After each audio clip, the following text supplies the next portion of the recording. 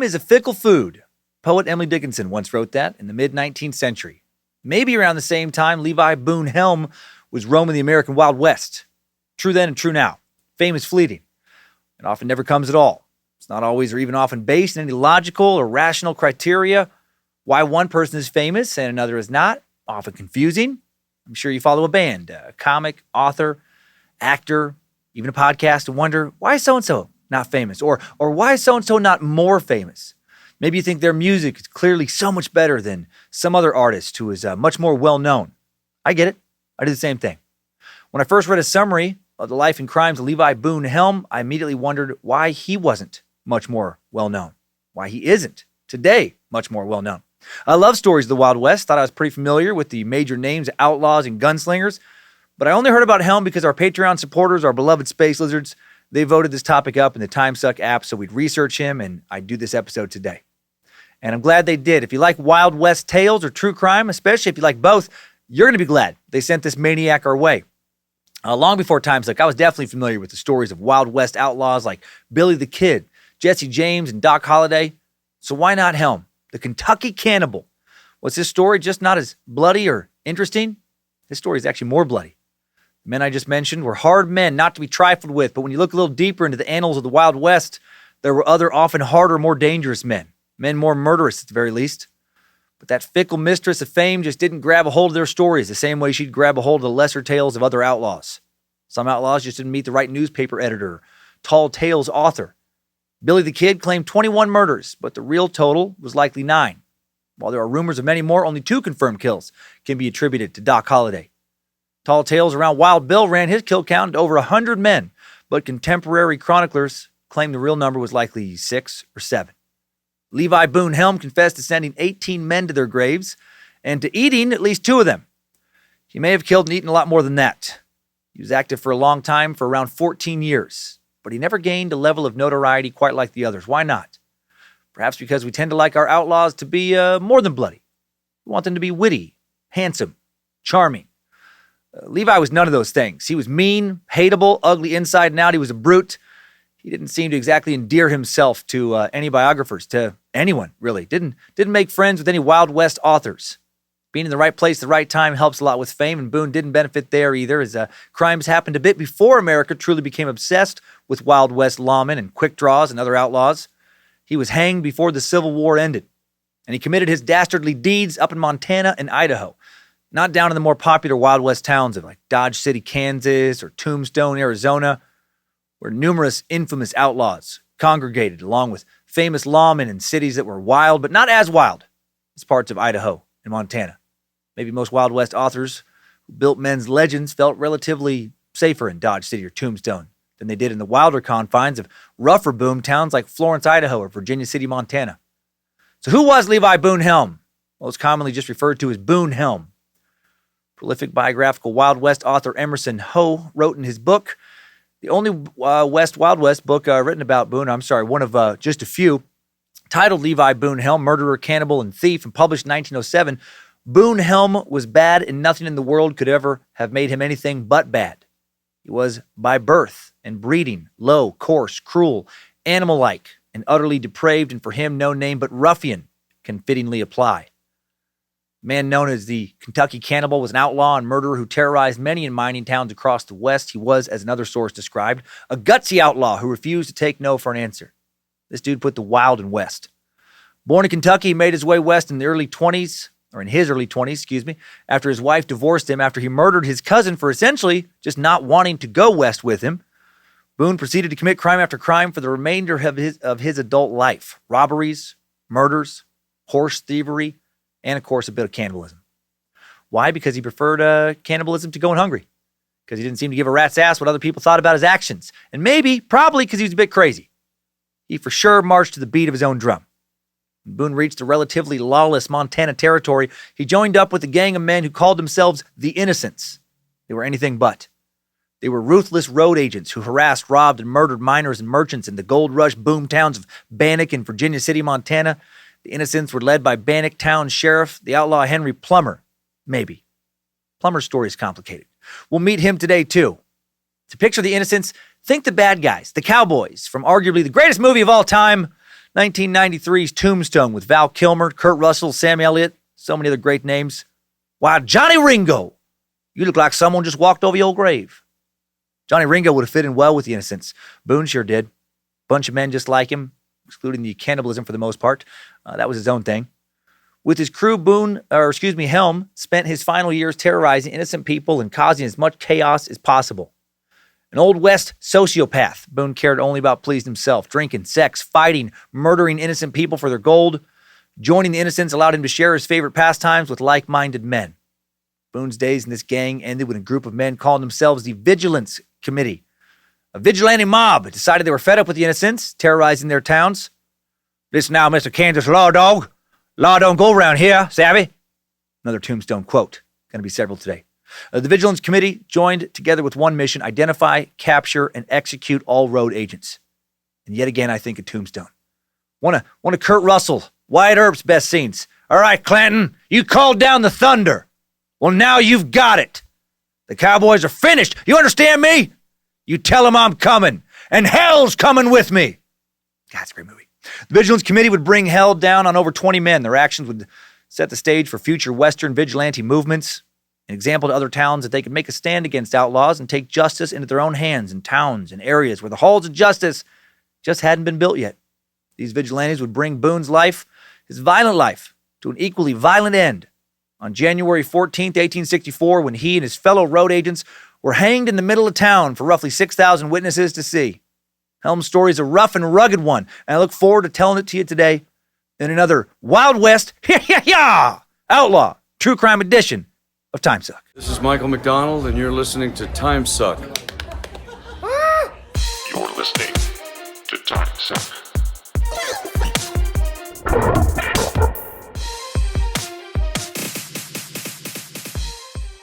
Happy Monday, meat sacks.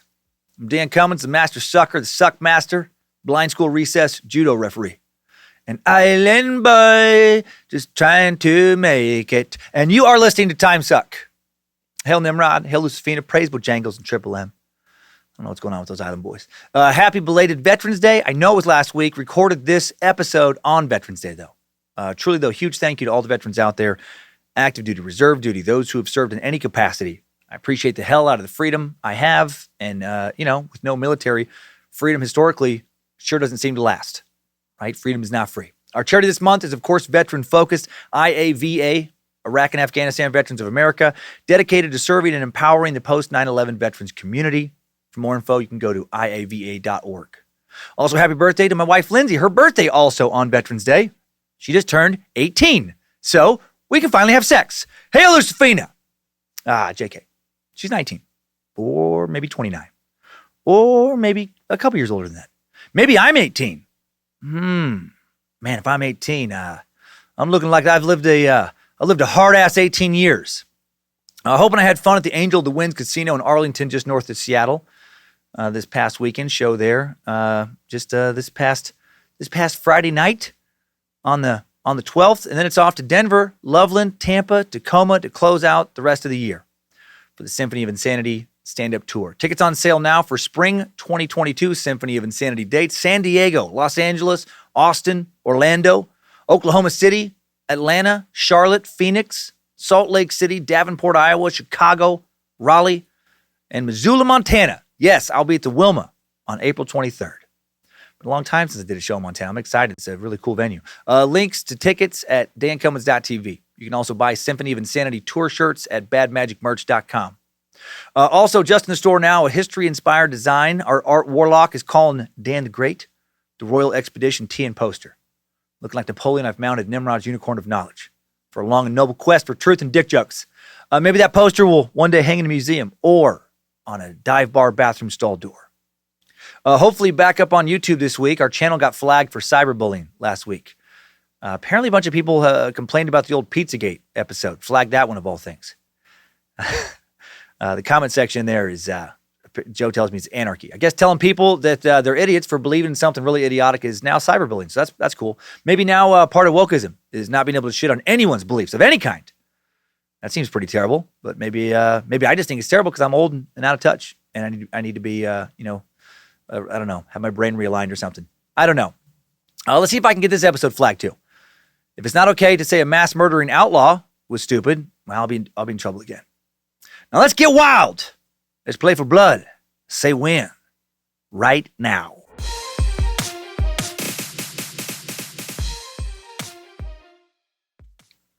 To set the stage for today's tall tale, I'm going to first give a brief overview of the first gold rushes of the 19th century West and discuss how a bunch of old mining towns became breeding grounds for crime and murder, perfect places for men like Boone Helm, the Kentucky Cannibal, to hide in plain sight. Places, to quote Tombstone's Ike Clanton again, I won't be quoting them all this often for the show, but where law don't go around here. We met the real Ike in Doc Holliday's Suck, by the way. He'd be part of the next generation of outlaws, the historical Ike. Helm's exploits occurred about 20 years before old Ike Clanton's. Helm was a Wild West OG. We'll discuss when the West was wild, what exactly made it wild, a lack of law enforcement, and so many quickly thrown together gold towns. Towns that quickly became full of outlaws, often called road agents. If I use that term going forward, a road agent was a term for a bandit or a highwayman back in the Wild West, particularly along stagecoach routes. People hide in the bushes, waiting to hijack a stagecoach. While covering these towns, we'll also briefly meet some of the Wild West other outlaws, Helm's contemporaries, more or less, find out who Wild West tale tellers were comparing him to. Then finally, we'll cover the life of Boone Helm, the Kentucky Cannibal, from its beginnings in rural Kentucky to its end in the western frontier city of Virginia City, Montana. So why did Boone Helm, cannibal and killer, want to head out west in the first place? Because gold! There's gold in them there hills! But really was to make his fortune in gold. At least that's what he said. He ended up making his money in crime, though. Doing actual mining was not for him. With the skill set he had, it was easier to let somebody else mine the gold and then, just take it from him. Miners largely came out west via the Oregon Trail. Not going to go over details of that journey since we just sucked it a few weeks back.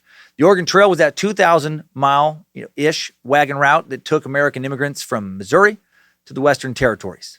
Roughly 250,000 to 500,000 Americans made the journey west, and a lot of them were single men, hoping to strike it rich in one of the West's new gold rushes. In January of 1848, James Wilson Marshall, a carpenter, found gold nuggets in Sacramento Valley. This is considered one of the most significant events in U.S. history in the first half of the 19th century when the news spread. Thousands of prospective miners were immediately traveling to San Francisco and the surrounding area, hoping to get rich, hoping to make their fortunes. And many of them did. Because I don't think I mentioned before, this discovery skyrocketed poor James Marshall to fame, but sadly, not to fortune. Not at all. This guy's life story is ridiculous. It's ridiculously sad. I'm only laughing because it's not me. Marshall, and it happened a long time ago, Marshall didn't own the land he found these gold nuggets on. John Sutter did, so he didn't get to keep his initial nuggets. Marshall's job was to build a sawmill, and he did that job. And then his job was to run that sawmill. And by all accounts, he did that job very well. But once word got out about the gold that he found, no one wanted to work for him at the fucking sawmill. He doomed himself with that discovery. Not that someone else wouldn't have found it soon after anyway, but his discovery left him unable to keep anybody employed. Like all his workers just left to go make their fortunes. And so many prospectors wanted to gather up all the gold where his sawmill was that he ended up losing his job and got let go. The cruel irony, finding that nugget, those nuggets, cost him his job. Then the area around him so quickly got saturated with prospectors, he decided instead of prospecting himself to open up a vineyard. And he lost his ass. A bunch of others also decided around the same time to open up vineyards, and the competition was too much and he goes bankrupt. Now he tries prospecting and he becomes partner in a gold mine, but he's too late and his mining claim sucks. It yields nothing, nada. It's a big old bust. Years later, hearing he's now destitute, the California government essentially feels sorry for him, takes pity on him, gives him a pension for his role in kicking off the settlement of the state, and his pension begins in 1872. Then the state gets into financial trouble, and they drop his pension in 1878 and never renew it.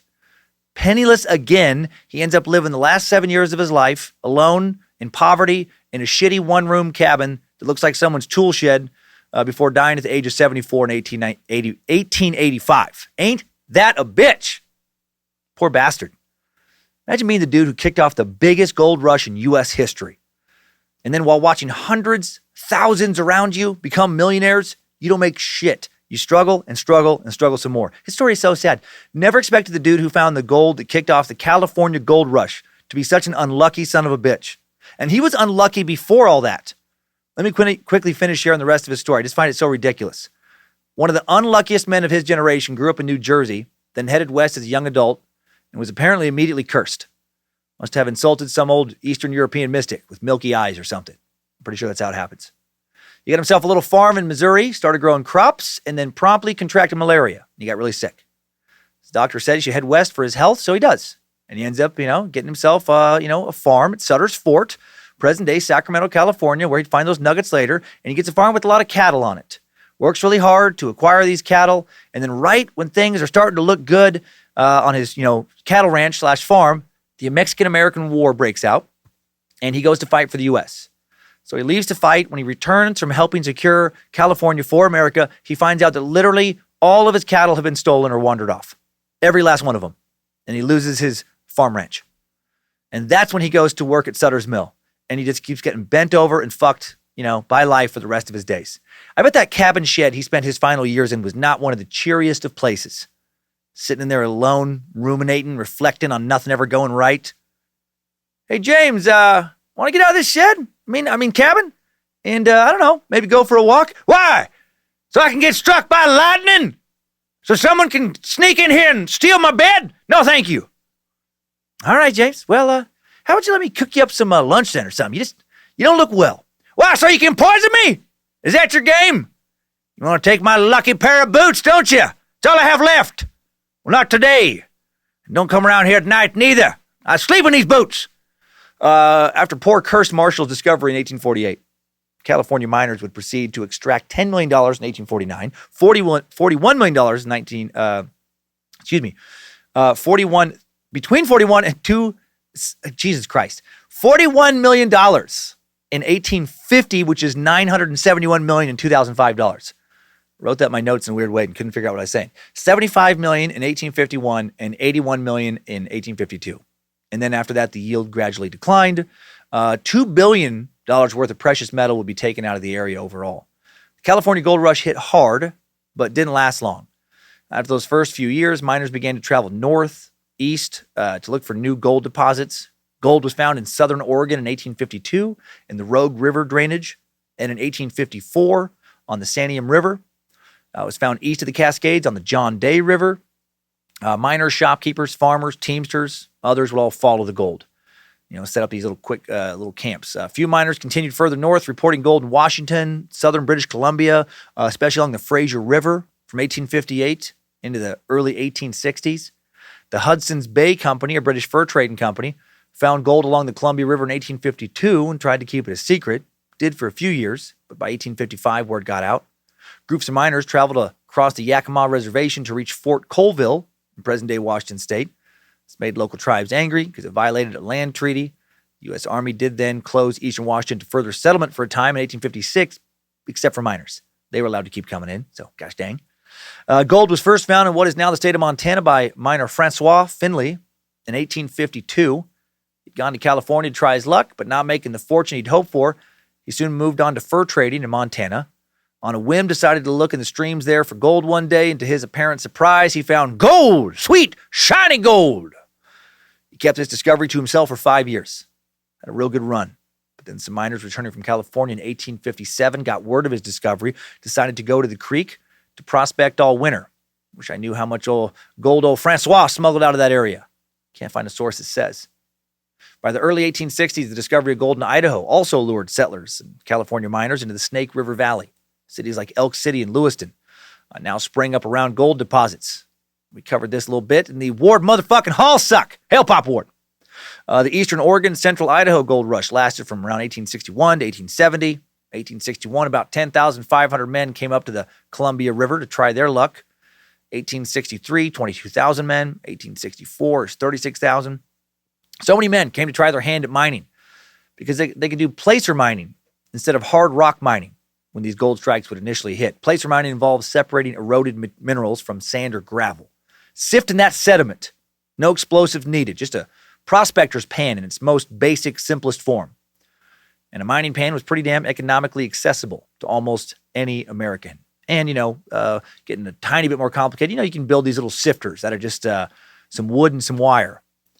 This is how the mining was done at the start of virtually all the big Western gold rushes. When placer mining stopped yielding riches in California, many of those pioneers who weren't interested in advancing their techniques, getting explosives, digging tunnels, all that, they took their simple gear, they moved it to Oregon to look for nuggets there.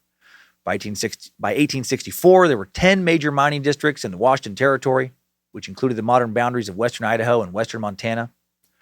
Fort Walla Walla and the Dalles became focal points for trade between miners. Between 1860 and 1890, placer mines and the Clearwater and Salmon River drainages yielded 30 to 60 million in gold. A lot of these early mining camps became towns that then sometimes became cities. And these boomtowns, they grew fast, real fast. And the combination of a relatively large population based solely around building wealth in a territory that had either no or not enough local lawmen made these mining camps the perfect places for robbers and murderers to target innocent people. Miners and business owners were popular targets for highwaymen, of course, because they had money. Because those roadmen coming to get them. When the towns first kicked off, they weren't holding it in a bank because there was no banks. Wild-ass times, truly rugged. Take Virginia City, Montana, one of the mining camps Helm would terrorize the most.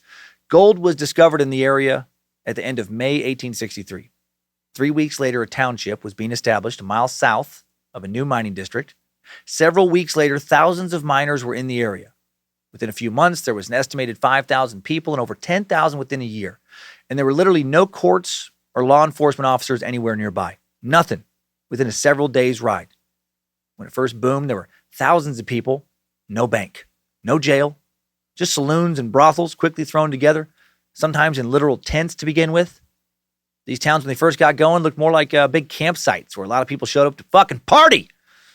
And when the gold was gone, it looked more like that than a town. When the gold was gone, or at least when most of the easily accessible gold was gone, so was the town. On to the next big strike. Today, Virginia City only has about 200 people. By 1880, just 17 years after booming, it was already down from over 10,000 to around 600 people. And there were so many others similar, there one day, largely or totally gone the next towns. Towns with no law enforcement or almost none. If you were a saloon keeper, your sheriff was the double-barreled shotgun you kept under the bar. The American West, largely a lawless land for many years. Although Western films, tend to exaggerate. Showbiz, that's how they do it in Hollywood. There are some accuracies in their portrayals of wild Western society. The lawlessness made legal sense because most of the land out west was territories and not states when all this was going on. They were not subject to federal regulation or only subject to limited federal regulation. It was changing all the time. It was kind of fluid. U.S. Marshals would roam the Western territories, but not in great numbers. U.S. territories today are subject to U.S. federal law, but that wasn't always the case. Also, even when there were laws, there wasn't always the bodies to enforce them. You can have all the laws you want in a society, but if you don't have enough law enforcement officers willing and or capable, properly armed to enforce these laws, well, then the laws aren't worth, much more than the paper they're printed on. Some territorial areas had no form of government at all at times. For example, an act of Congress in 1864 gave Montana a territorial government consisting of 3 territorial Supreme Court judges, a governor, and secretary of the territory. But towns were on their own to get law officers. And when Virginia City formed in 1863, when Boone Helm was there, they had nothing official because it was before that act of Congress. To quote one source about life in the West in the latter half of the 20th century, living in the American West was not easy at that time. There were no laws, no courts, and little or no government. And because of this, it easily lured numerous criminals, some of who were escaping punishment for other crimes, some who wanted to take advantage of its having no laws, and probably a few who wanted to start over. Boone Helm fit the first 2 conditions and not the third there. Not really. He didn't want to start over, in a redemptive sense at least. Maybe just in a, law officials aren't looking for me here yet, that kind of sense. And where exactly was the Wild West, and how long did this era last? The Wild West, generally considered the area from the Rocky Mountain states to Texas across the West Coast. The stereotypical version of the Wild West that we usually think of lasted roughly from the 1850s to around 1900. The entire area wasn't lawless for that whole time. Sacramento, California would elect their first sheriff at the start of the era in 1850, Joseph McKinney.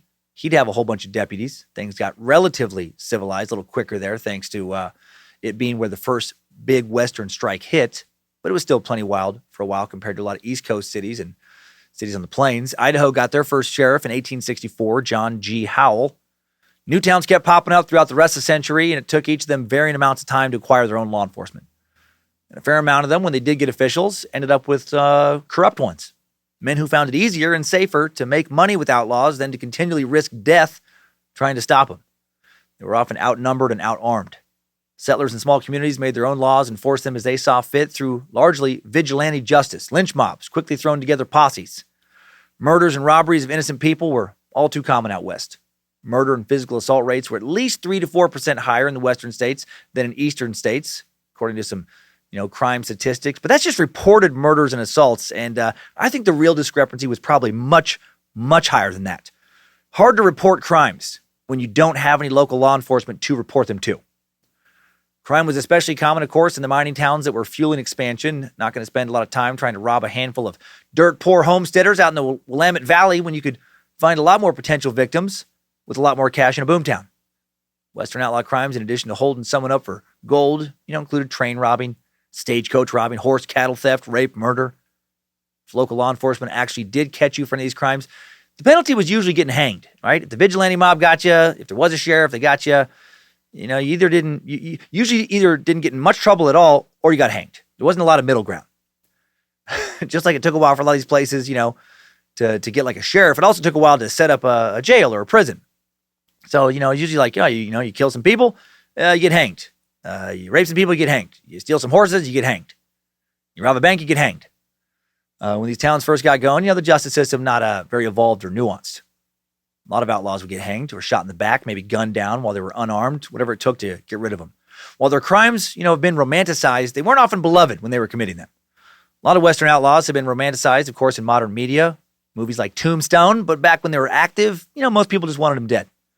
The rebellious spirit of outlaws like Jesse James and Billy the Kid with their rebellious spirits, unbridled masculinity, daring and danger, sexy in print and on the movie screen later, not as appealing if they're fucking up your town and or your life.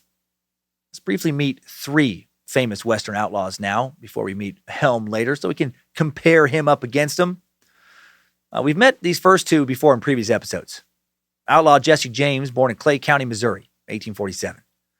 James grew up in a Southern slave-owning family in 1864 with the Civil War in full swing. He and his brother joined a guerrilla unit that murdered dozens of Union soldiers. As an adult, he transitioned to robbing banks, trains, and stagecoaches. James portrayed himself as a Robin Hood figure, stealing from Reconstructionists, punishing the South for being pro-slavery and giving back to poor Southerners. But that's a total myth. He was no Robin Hood. He didn't give back shit. That was propaganda pushed to sell papers by a friend of James, pro-Confederate newspaper editor in Missouri, John Newman Edwards. This myth helped Edwards sell more papers in Missouri, and it helped his buddy win local sympathy that made him harder to catch. Who wants to turn in Robin Hood? Jesse James ran with the James Younger gang for most of his criminal career. In the 12 to 15 years he was active before being shot in the back by fellow outlaw Robert Ford. Jesse James took part in somewhere between 19 and 26 robberies, including banks, trains, and stagecoaches. His crime stretched from Mississippi to West Virginia to Minnesota.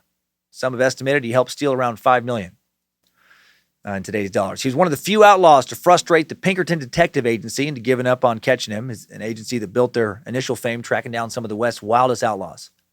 After Jesse and his brother Frank robbed a train at Gads Hill, Missouri, January of 1874, the Pinkertons' National Detective Agency was called in to hunt him down. We've also sucked the Pinkertons before.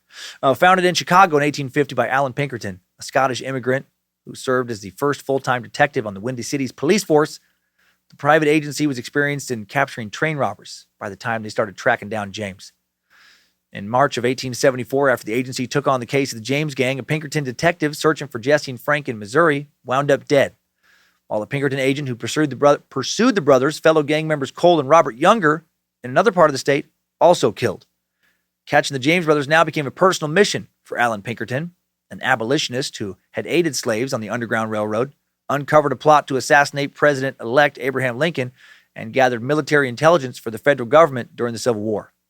Shortly after midnight on January 25th, 1875, a group of Pinkerton agents, acting on a bad tip that Jesse and Frank were at their mom's farm, they weren't, carried out a raid on the place. They threw incendiary devices into the farmhouse, setting off an explosion that fatally wounded Jesse and Frank's 8-year-old half-brother and causing their mom, Zerelda, to lose part of her arm.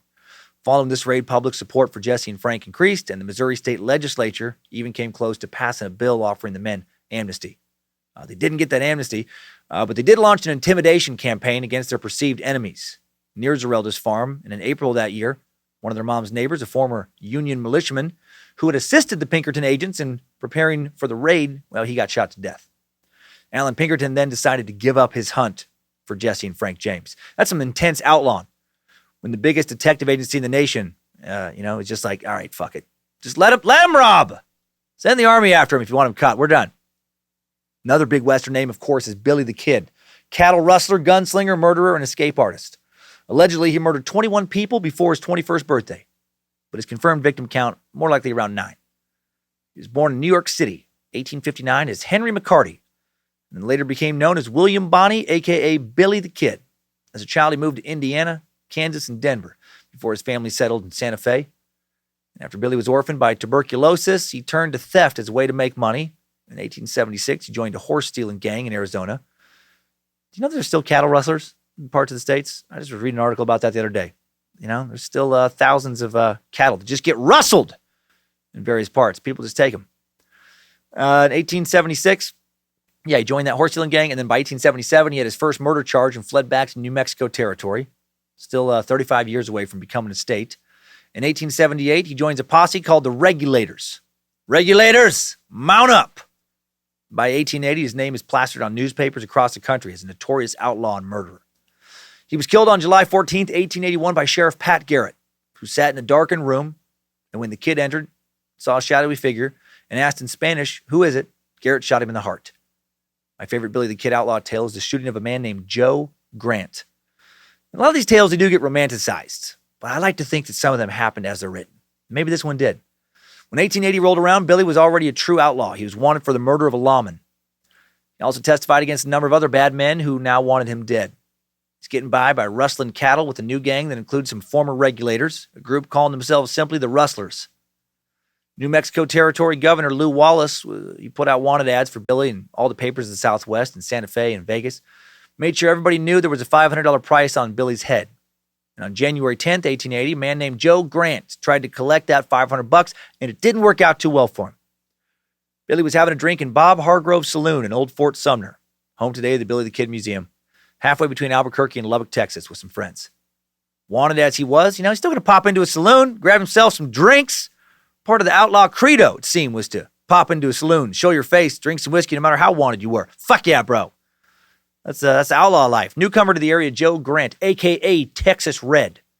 A man described as a bounty hunter in some sources, and as just kind of a general tough guy looking to make a name for himself and others. Well, he recognizes the kid, walks up to him and says, "I'll kill a man quicker than you will for a whiskey." Dude clearly looking to establish himself as a Wild West badass. Guy had a bigger set of balls than I've got. Maybe not a great wordsmith, though. "I'll kill a man quicker than you will for a whiskey." I don't know. Sounds like his balls may have been bigger than his brain. It sounds like a sentence uttered by a man short on both brain cells and teeth. "I'll kill a man quicker than you will for a whiskey." I don't know. Maybe he said it cooler than that. The kid steps up to him and says, "That's a beauty, Joe," referring to Joe's revolver. The kid then takes the pistol from Grant's hand, spins the cylinder, checking the time to see how much ammunition it contains, allegedly 3 cartridges, and this wily bastard, according to legend, purposefully moves the cylinder so that the next shot won't shoot shit, and then returns the revolver to Grant. Again, Grant not coming across as a genius here, letting the wanted man he supposedly wants to kill here, just grab and play around with his gun. Short time later, Texas Red threatens to kill cattle baron John Chisholm, not realizing that John isn't there and that he's talking to his brother, James Chisholm, who Billy's drinking with. Again, not a genius move. If your plan is to kill Billy the Kid and collect that reward, why are you now threatening a guy drinking with Billy? A guy who's not wanted, a guy who, if you kill him, could potentially end up getting you wanted. When Billy tells him to look for trouble elsewhere, Joe now aims his pistol at the real target, Billy himself. He bragged to some others earlier that he's going to collect that bounty. Billy, not real worried about this dickhead. He just turns his back to Joe, continues drinking. Joe pulls the trigger. Billy hears the click of the empty chamber. Because he's a Wild West legend, full of so much he spins around, puts a bullet through Texas Red's brains, which is probably real hard to hit because it's probably small. And then Billy walks over to the fresh corpse, looks down on it and says, "Joe, I've been there too often for you." I think that's a good line. I think it's up there with Doc Holliday from Tombstones. "I'll beg to differ, sir. We started a game we never got to finish. Play for blood, remember?" Billy may have only been 19 years old at the time, but he'd already faced death, taken lives too often to worry about the likes of Texas Red. That's a story, at least. Pretty badass if it's true. Now for an old gunfighter we have not sucked before, John Wesley Hardin. Hardin may have killed as many as 50 men. A lot of accounts have him killing over 40. His most famous quote was, "I never killed anyone who didn't need killing." Another man who was better about saying witty, cold-blooded shit than Joe Texas Red Grant. Hardin considered by many to be one of the, if not the most dangerous outlaws of the Wild West, at least when it came to quick draws. Billy the Kid, although possessing more name recognition, considered by many to be an amateur compared to Hardin. In a way, he was Billy the Kid if Billy would have lived a lot longer. Billy died at 21. Hardin started killing young as well, shooting a man down for the first time when he was just 15, but he lived until the age of 42. All his murdering, though, would take place between 1868 and 1878, and then he'd be in prison for 14 years, and he didn't last too long once he got out. Hardin was born in 1853 in the state of Texas, and in Texas he would build quite the legend. Kill between 27 and 42 men. Many of them, that's what most people agree on. I've said 50 earlier. It's tough to determine exact numbers of these guys, but it seems to fall generally between 27 and 42, and many of them in Clint Eastwood, kind of high noon spaghetti western quick draw type showdowns. He would practice his quick draw skills daily for years. He almost always had at least 2 guns on him, preferring to wear them in custom cross draw holsters he had sewn into his vest. The guns he carried varied over the years. He used a 38 caliber model 1877 Colt double action Lightning, a pair of 41 caliber 1877 Colt DA Thunderers, a 45 Colt chambered 73 Peacemaker, and on and on. He loved his guns. He knew them well. They were the tools of his trade. And here is a summary of a short sequence of some of the this crazy bastard's most daring deeds. On Christmas Day in 1869, when he was just 16, he was playing poker in Tawash, Texas. Tiny little lawless Texas town, nothing but a ghost town now that's actually completely underwater. Been under Lake Whitney since the 1950s. And he argues with a man named James Bradley over a card hand. Their Christmas confrontation escalates, and then the men agree to settle the dispute in a classic Main Street high noon type of face-off. Bradley's bullet misses. Hardin's does not. In fact, in the time it took Bradley to shoot wildly once, Hardin shot Bradley in both the head and in the heart. Just a month later, on January 20th, 1870, in Horn Hill, Limestone County, Texas, Hardin reportedly killed another man in a gunfight after the two got into an argument about the fucking circus of all places, while watching it. Would have loved to hear that argument. Trapeze artist! Or maybe they're still out there. It's like their showdown. Trapeze artist show was a heap better entertainment than that damn human cannonball fella. The hell you say? That darn cannonball fella was bursting at the gills with entertainment. You sound like someone who prefers salted peanuts to popcorn. Tarnation, I do prefer salted peanuts to popcorn. Oh, holy hell! Can we at least agree that the clown show is better than the tightrope gal? I love that tightrope gal! That's it, corn dog Bob! Draw your weapon! Less than a week after this incident, in nearby Cossie, Texas, he's escorting a saloon girl home, aka sex worker, when they were accosted by an armed man demanding money. Dude demanded cash from the wrong guy here. Hardin threw his money on the ground and then shot the would-be thief when he bent down to pick it up. That's a pretty slick anti-mugger move. All right, give me all your fucking money! Whoa, fella! No need to draw that smoke wagon down on me. Here you go. Oh, dagnabbit! Why'd you have to go on, toss it on the dirt like that? Then just bends down to pick it up. And I'll take that right back. Thank you kindly. Grabs the money, take a little interest, maybe picks his pocket. A year later, Hardin's arrested for killing another man, the marshal of Waco, Texas, the only murder he was accused of that he denied. He was temporarily held in jail in the town of Marshall. 2 guys then tried transporting Hardin to Waco for his trial. When one of the guys rode away briefly from camp, he shot the other one with a gun he'd bought from a fellow prisoner in that jail cell back in Marshall, and then rode off on his horse. Then, according to a few sources, he soon gunned down 3 posse members who came to recapture him. A 15-man posse then headed out to arrest Hardin, but he got the drop on them, captured 2 of them, stole their guns, and then fled to Kansas for a time. My God. Many years later, after his time in prison, on August 19th, 1895, while standing at the bar of the Acme Saloon in El Paso, Hardin was shot in the back of the head by John Selman Sr., not long after getting into an argument with John and pistol whipping the shit out of him in public. Pistol whipping a guy. That's a good way to motivate a man to shoot you in the back, get some revenge. All right, now that we've had a little fun going over some other Wild West men's dastardly deeds, let's get to know Boone Helm himself, the Kentucky Cannibal, in today's Timesuck timeline. Strap on those boots, soldier. We're marching down a Timesuck timeline.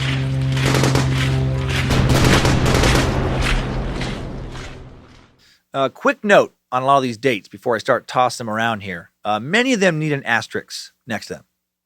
Sources agree on the date of his birth and the date of his death. Just about everything else is up for debate. So the rest are approximate. That's just how it is with the Wild West, with basically almost all the stories. That now off my chest, let's get wild. Leviathan Boone Helm, born January 28th, 1827 in Lincoln County, Kentucky. Or a man named Levi Boone Helm was born that day. Leviathan, though, that's a sick-ass name for a crazy cannibal outlaw. Leviathan, that guy could have some cool showdown lines. You got some guts facing me, fella. And we'll all know exactly how much guts you got right now when I spill them. Or, something like that. Some kind of cool showdown line. Helm was born to parents Joseph and Nancy Wilcox Helm. Not a lot known about either one. Helm wasn't exactly a wordsmith. Never wrote about the early days of Ma and Pa, but we know a little. We know that they were disappointed in him. According to a 1992 article in the Victoria, Canada newspaper, The Times Colonist, Boone was born into an ill-starred family. Fate was not with them. All 5 of his brothers eventually would apparently die violent deaths. His brothers' names, excluding an older brother nicknamed Old Tex, not listed in any sources. We'll meet Old Tex on down the trail. When Boone was a young child, the family moved to Log Branch, Missouri, a small settlement in Monroe County. Log Branch, Missouri. Holy shit, that's a name. Very cool place, though. Log Branch was, for a brief time, the epicenter of mid-19th century American intellectualism.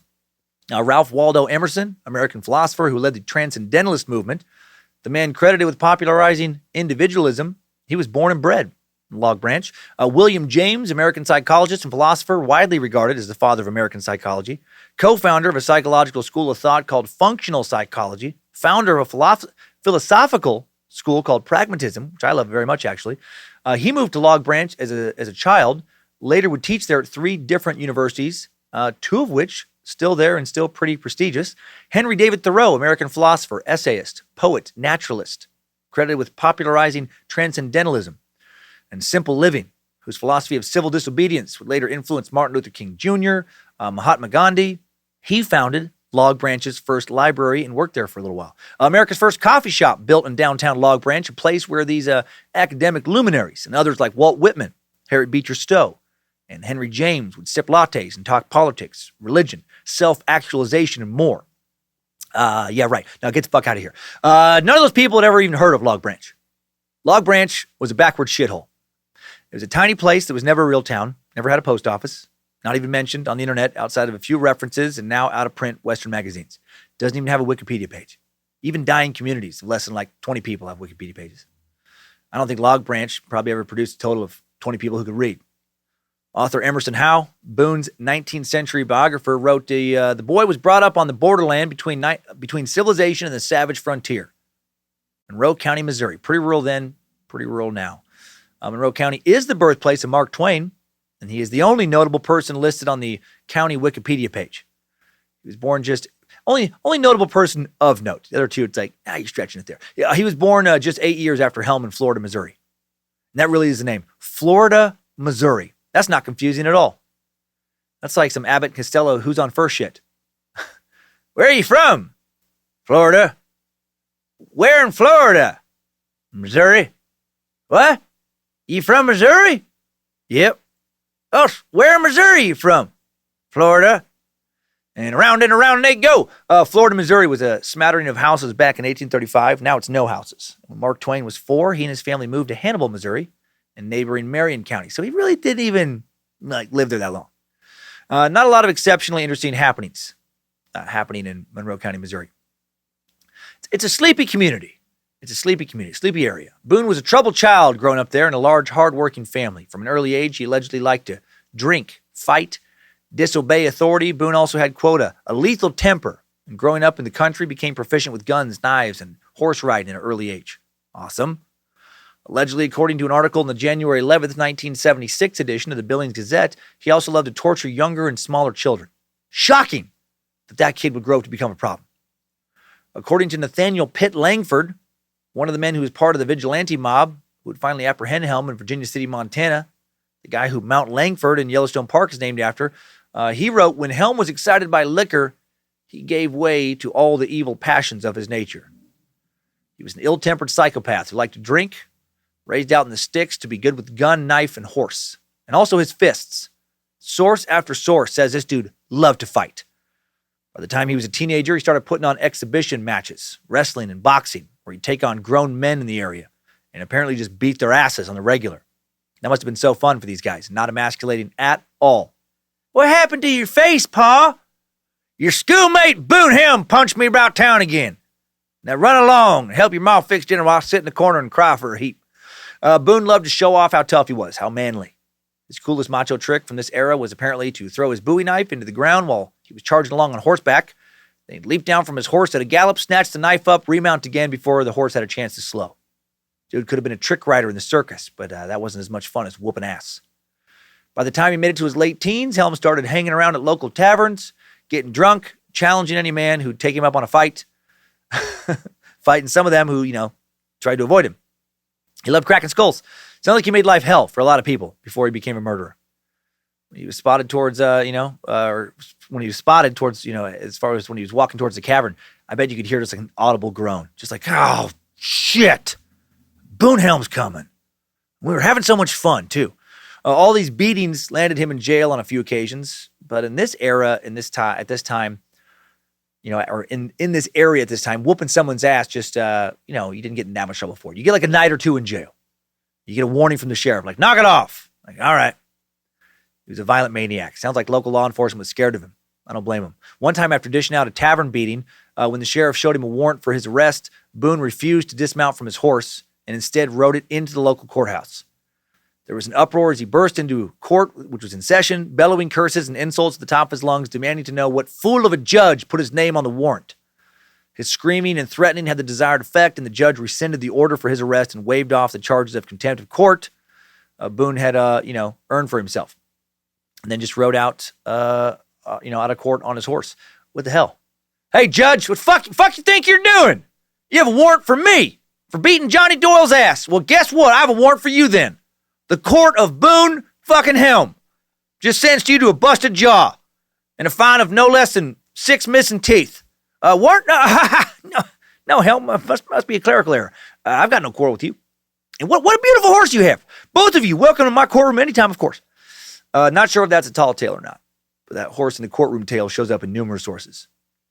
1848, at the age of 20, Boone Helm married 17-year-old Lucinda Browning. Sources say she was a respectable girl who thought she could tame this wild beast. She fell for a bad boy, and then she got pregnant. Oh, lucky lady.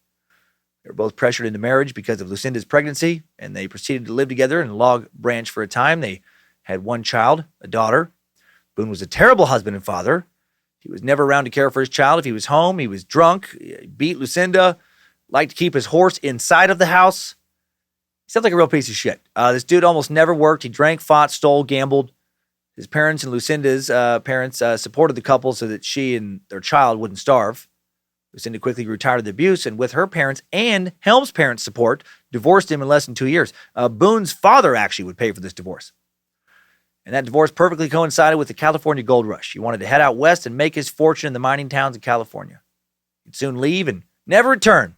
Never see his daughter or most of his family ever again.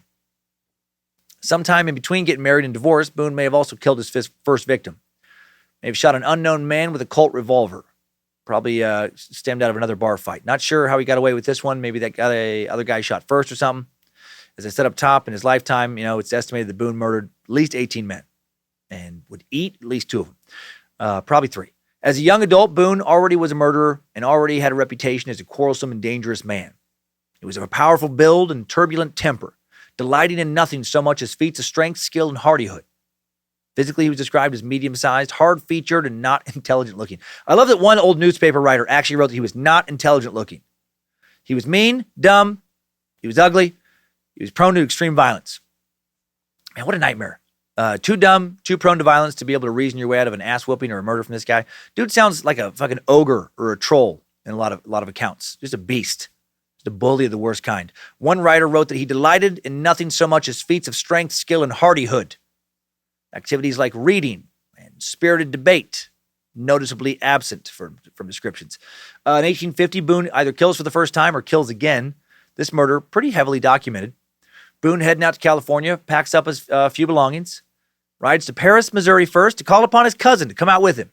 Once in Paris, Helm invites his cousin named Littlebury Shoot to go with him, and he doesn't want to. He's probably like, again, probably like those guys at the bar. He's probably like, ah, shit, Helm's coming. Probably saw it, heard him galloping up. And Littlebury Shoot, man, what kind of weird name is that? Name Shoot, Littlebury Shoot. The hell you say?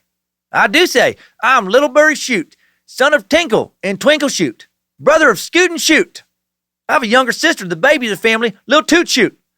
There are two versions of what happened next.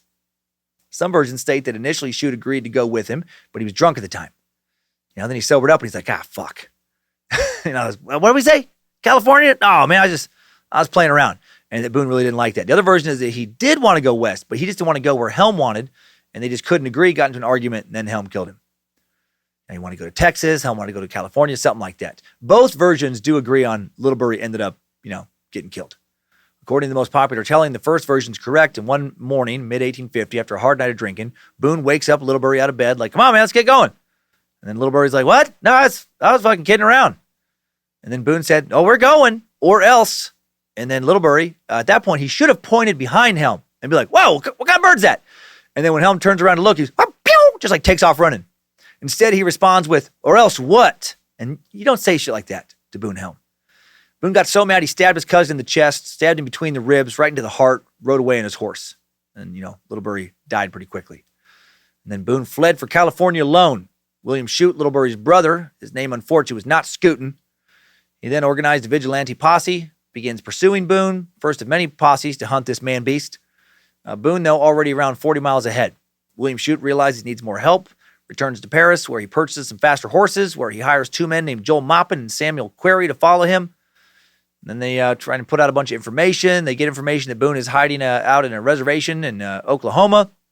Now he employs this brother of his victim, employs a native man and a deputy sheriff to go arrest Boone. And these men do find Boone hiding out in the reservation, but he's not like in a town. He's way out in the woods alone. By the time they come upon him, he's starving, dehydrated, and out of his mind. One source says that his beloved horse, the one he rode into the courtroom with, the one he'd kept in his own home, it's dead and tied to a tree. Boone's on the ground near it, looking haggard and completely out of his mind, trying to suck moisture out of some mud. He's babbling and skittish, and they end up hog-tying him. He doesn't seem like the tough guy he'd been before. Man, you're having a rough day when you're sucking on some mud next to your dead horse.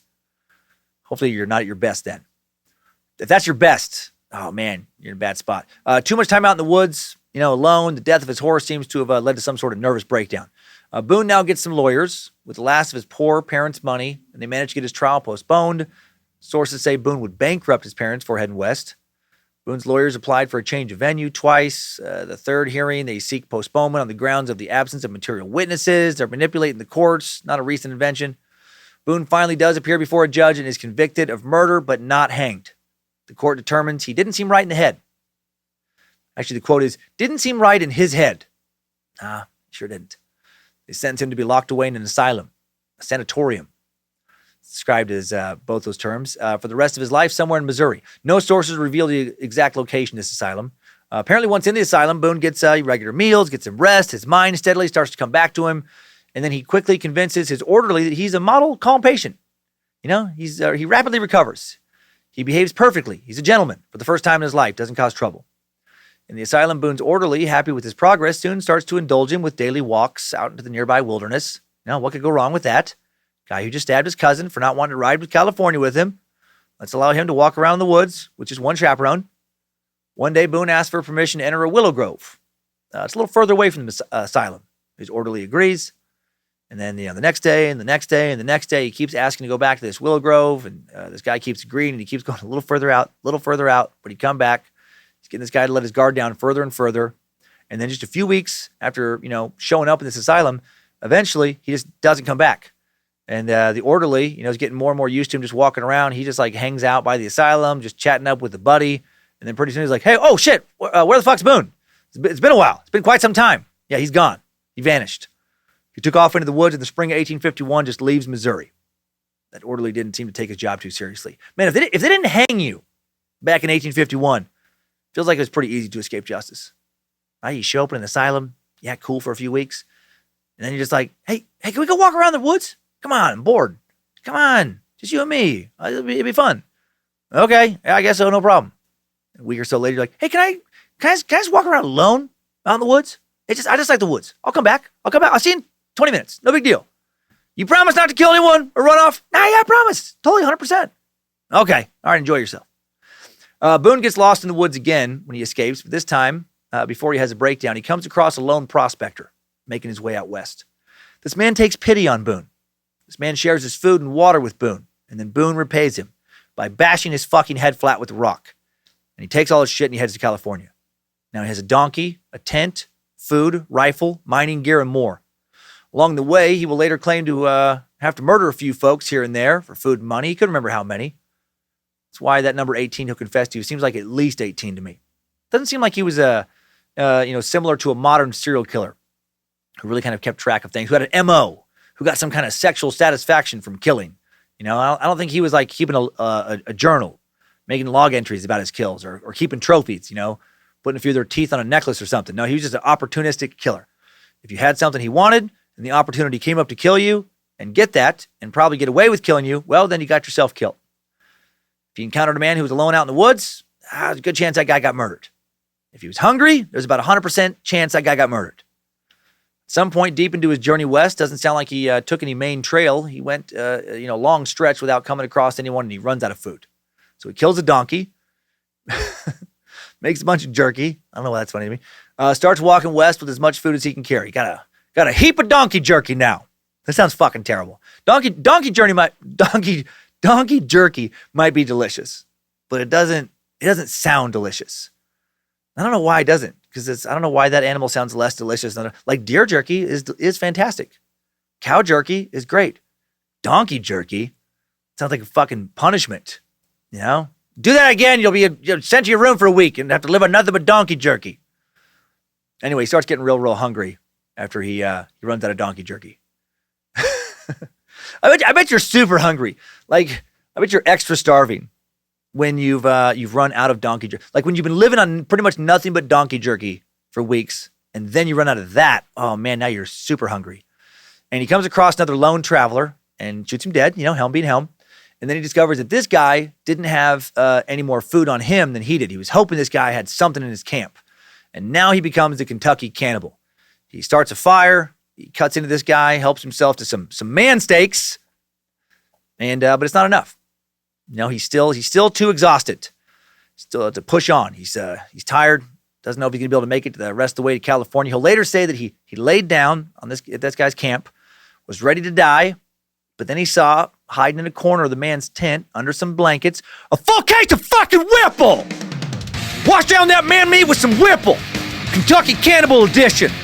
Got some idiot's finger stuck in your throat? Choking on some silly asshole's campfire roasted asshole? Wash it down with Whipple. Kentucky Cannibal edition. What's in it? Dynamite, gunpowder, the tears of beta males who couldn't stay alive in the woods, and a pinch of shut the fuck up. With enough Whipple Kentucky Cannibal edition, you can walk from Missouri to California, over the river and through the woods to grandmother's house. You do not go because grandma's boring as fuck. She isn't painting gold, hooking up with saloon girls, drinking whiskey, getting in bar fights, shooting fellow tough guys down in the street, or doing anything cool.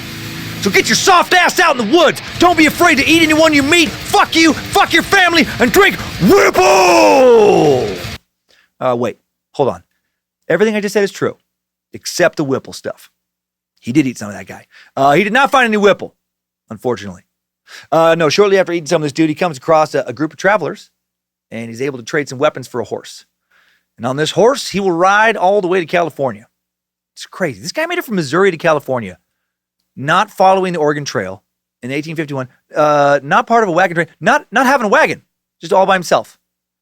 This guy, he was just a murderous ghoul, a wraith in a cowboy hat, a character out of some Western horror graphic novel, just murdering, anyone he can along the way. If he can get away with it, maybe eating them. His life doesn't feel real. From 1851 to 1858, Boone will live all over California. He'll never stay in one place for long, just moving from one mining camp to another. In Boomtown after Boomtown, he'll meet a lot of shady characters, men a lot like himself. Again, I think of Tombstone. I don't know. There's just something about him. Something around the eyes. I don't know. He reminds me of me. Nope, I'm sure of it. I hate him. Helm killed several in duels when duels were so common that no one paid a bunch of attention to him. He wasn't known as a quick draw, but he did kill some guys in duels. Historians estimate Boone killed around a dozen men in various California mining towns, maybe more. Partnering up with other bandits, he robbed stagecoaches here and there, robbed miners out on trails, hid out in the hills to rob and or kill passerbys. Yet most of his kills, it seems, were, sneaky kills. Shooting people who didn't know they were going to be in a fight with him, or shooting people when they weren't looking, that kind of thing. Hung out in saloons and brothels, gambled, fought, just raised a whole bunch of hell everywhere he went. This is not a guy you ever wanted to cross paths with.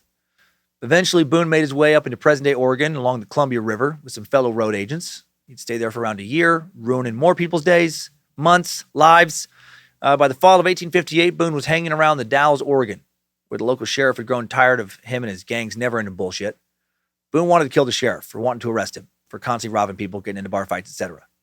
But not all his posse agreed they should kill the sheriff. And they voted on what to do. Not wanting to draw unnecessary attention to themselves and risk vigilante justice, the group agrees overall to leave the area without killing that sheriff. Boone's disappointed. He doesn't like the decision, but he goes along with it. He and around another 6 men decide to head east to Camp Floyd in the Utah Territory now. Camp Floyd's about 20 miles from Salt Lake City. On the way, they think, maybe they'll swing through the new boomtown of Virginia City, present-day Nevada, where the Comstock Lode massive silver deposit has just been discovered. A lot of new, just getting rich folks there to rob and kill. Maybe they'll swing through Walla Walla, Washington, maybe Fort Hall, Idaho. They weren't in a real big hurry to get to Utah, and they wanted to rack up a fortune and pillage a variety of places on the way. They wanted to make sure they had plenty of money for all the women they were soon going to be spending it on. Due to some fundamental misunderstandings regarding the practice of polygamy, apparently Boone and his gang of fellow geniuses thought they were heading towards a land of sex-crazed, some kind of orgy haven. Utah women just plentiful and promiscuous, just a land of milk and honey and poop holes waiting to be loopholed. I love that one source wrote about that. According to future Montana Vigilance Committee member Nathaniel Langford, Boone and his gang soon worked with members of the so-called Snake Tribe band of natives to attack a camp of Walla Walla tribe members who owned about 4,000 horses in present-day southwest or southeast Washington, just north of eastern Oregon. Boone's crew of around 10 men or so now wanted to take the horses all the way to Salt Lake City, roughly 600 miles, to sell them. One Helm Party member, a man named William Groves, decided he wasn't into this plan, and he rode off back to the Dalles. And he double-crossed Boone and the others for reasons never made entirely clear. Sent the news of what they were up to the chief of the Walla Walla tribe. Boone's horse-stealing plot is foiled. He gets shot at, but not hit. He and the others end up stealing a few horses, but just enough to kind of ride off, enough for their personal use, but not enough to sell. Some U.S. Marshals are now going after the gang for federal horse theft, but they never catch up with Boone and the others. I find it funny in the Wild West, trying to steal horses or stealing horses would often get you in more trouble with law enforcement than, say, some random murders. One night around this time, sitting around the campfire, Boone tells his group about this dude he'd eaten on the way out to California. Allegedly, he told him, "Many's the poor devil I've killed, and one time or another, many's the poor devil I've killed at one time or another, and the time has been that I've been obliged to feed on some of them." So maybe he'd already tasted, more than one feller. When they asked him why he did that, why he ate human flesh, he said it was because he refused to go hungry. He warned them that he would then warned them that he'd eat human flesh again if he needed to, and that had to have been a uncomfortable campfire moment. Imagine those dudes having a little sidebar later. Do you see the way he was looking at me when he told us that he would eat human flesh again? He kept staring at my chest like he was eyeballing a filet mignon. When you turned around, I swear a bit of drool dribbled off his chin when he gazed upon your hindquarters. We're sleeping in shifts now. I ain't turning into no Boone burger. In October of 1858, Boone and the other 5 or so guys ended up somewhere west of the main mountain range in eastern Oregon. Sorry, there's hesitation on some of this.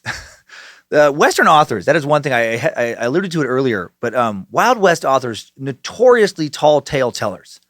So, and a limited number of sources. And I love Wild West stories, but I think part of the reason they're so cool is, it's mythology mixed with fact. And, in some of the stories, it's like, 15 guys headed out there and Boone killed 14 of them. And another story might be like 2 guys headed out and they both made it alive. Kind of varies. So you just try and like synthesize all the stories and be like, I think this is the most common. They seem to have been the best sources. So the number of the people he was traveling with here, I had a real hard time figuring out what that number actually was. Some sources would say 6, some sources would say more, and some sources would do weird stuff like it would say that he told these guys this story that apparently like got out and spread his legend, but then that all the guys he traveled with died. And I'm like, well, wait a minute. Well, if all the guys he traveled with died, how were any of those guys able to spread his tale? So that's why I've gone over it so many times, but even this time for the record, I'm like, a little hesitation moments. Okay, so when they reach the area of present-day northwestern Utah, this band of however many, 5, 6, 7, 8, they get into a fight with some tribe members, retreat into the wilderness of the Wasatch Mountains. 2 of the gang are killed in this fight. The remaining members get lost further, trusting to fortune to bring them safe into the settlements. Fortune not on their sides. Sounds like a few maybe split off, to make it out and alive to tell the story of the Kentucky Cannibal. 1 stayed with Helm. That year, the thermometer consistently read 30 to 40 below zero up in the mountains. There was about 20 to 30 feet of snow in places, allegedly, and these idiots were not equipped with any special gear to survive these harsh conditions. This happens to Helm a lot. He'll just like go way out in the woods, and for a guy who spends a lot of time in the woods, he just doesn't seem to ever fucking have equipment. It's like, you see, very impulsive, which makes sense for a guy who kills a lot of people. Not a planner, Levi Boone Helm. He's just like, let's go in the woods. And should we get a sleeping bag or a tent? I said we're going in the woods. Okay. All right. Maybe not even a horse? Now. Oh, fuck. All right.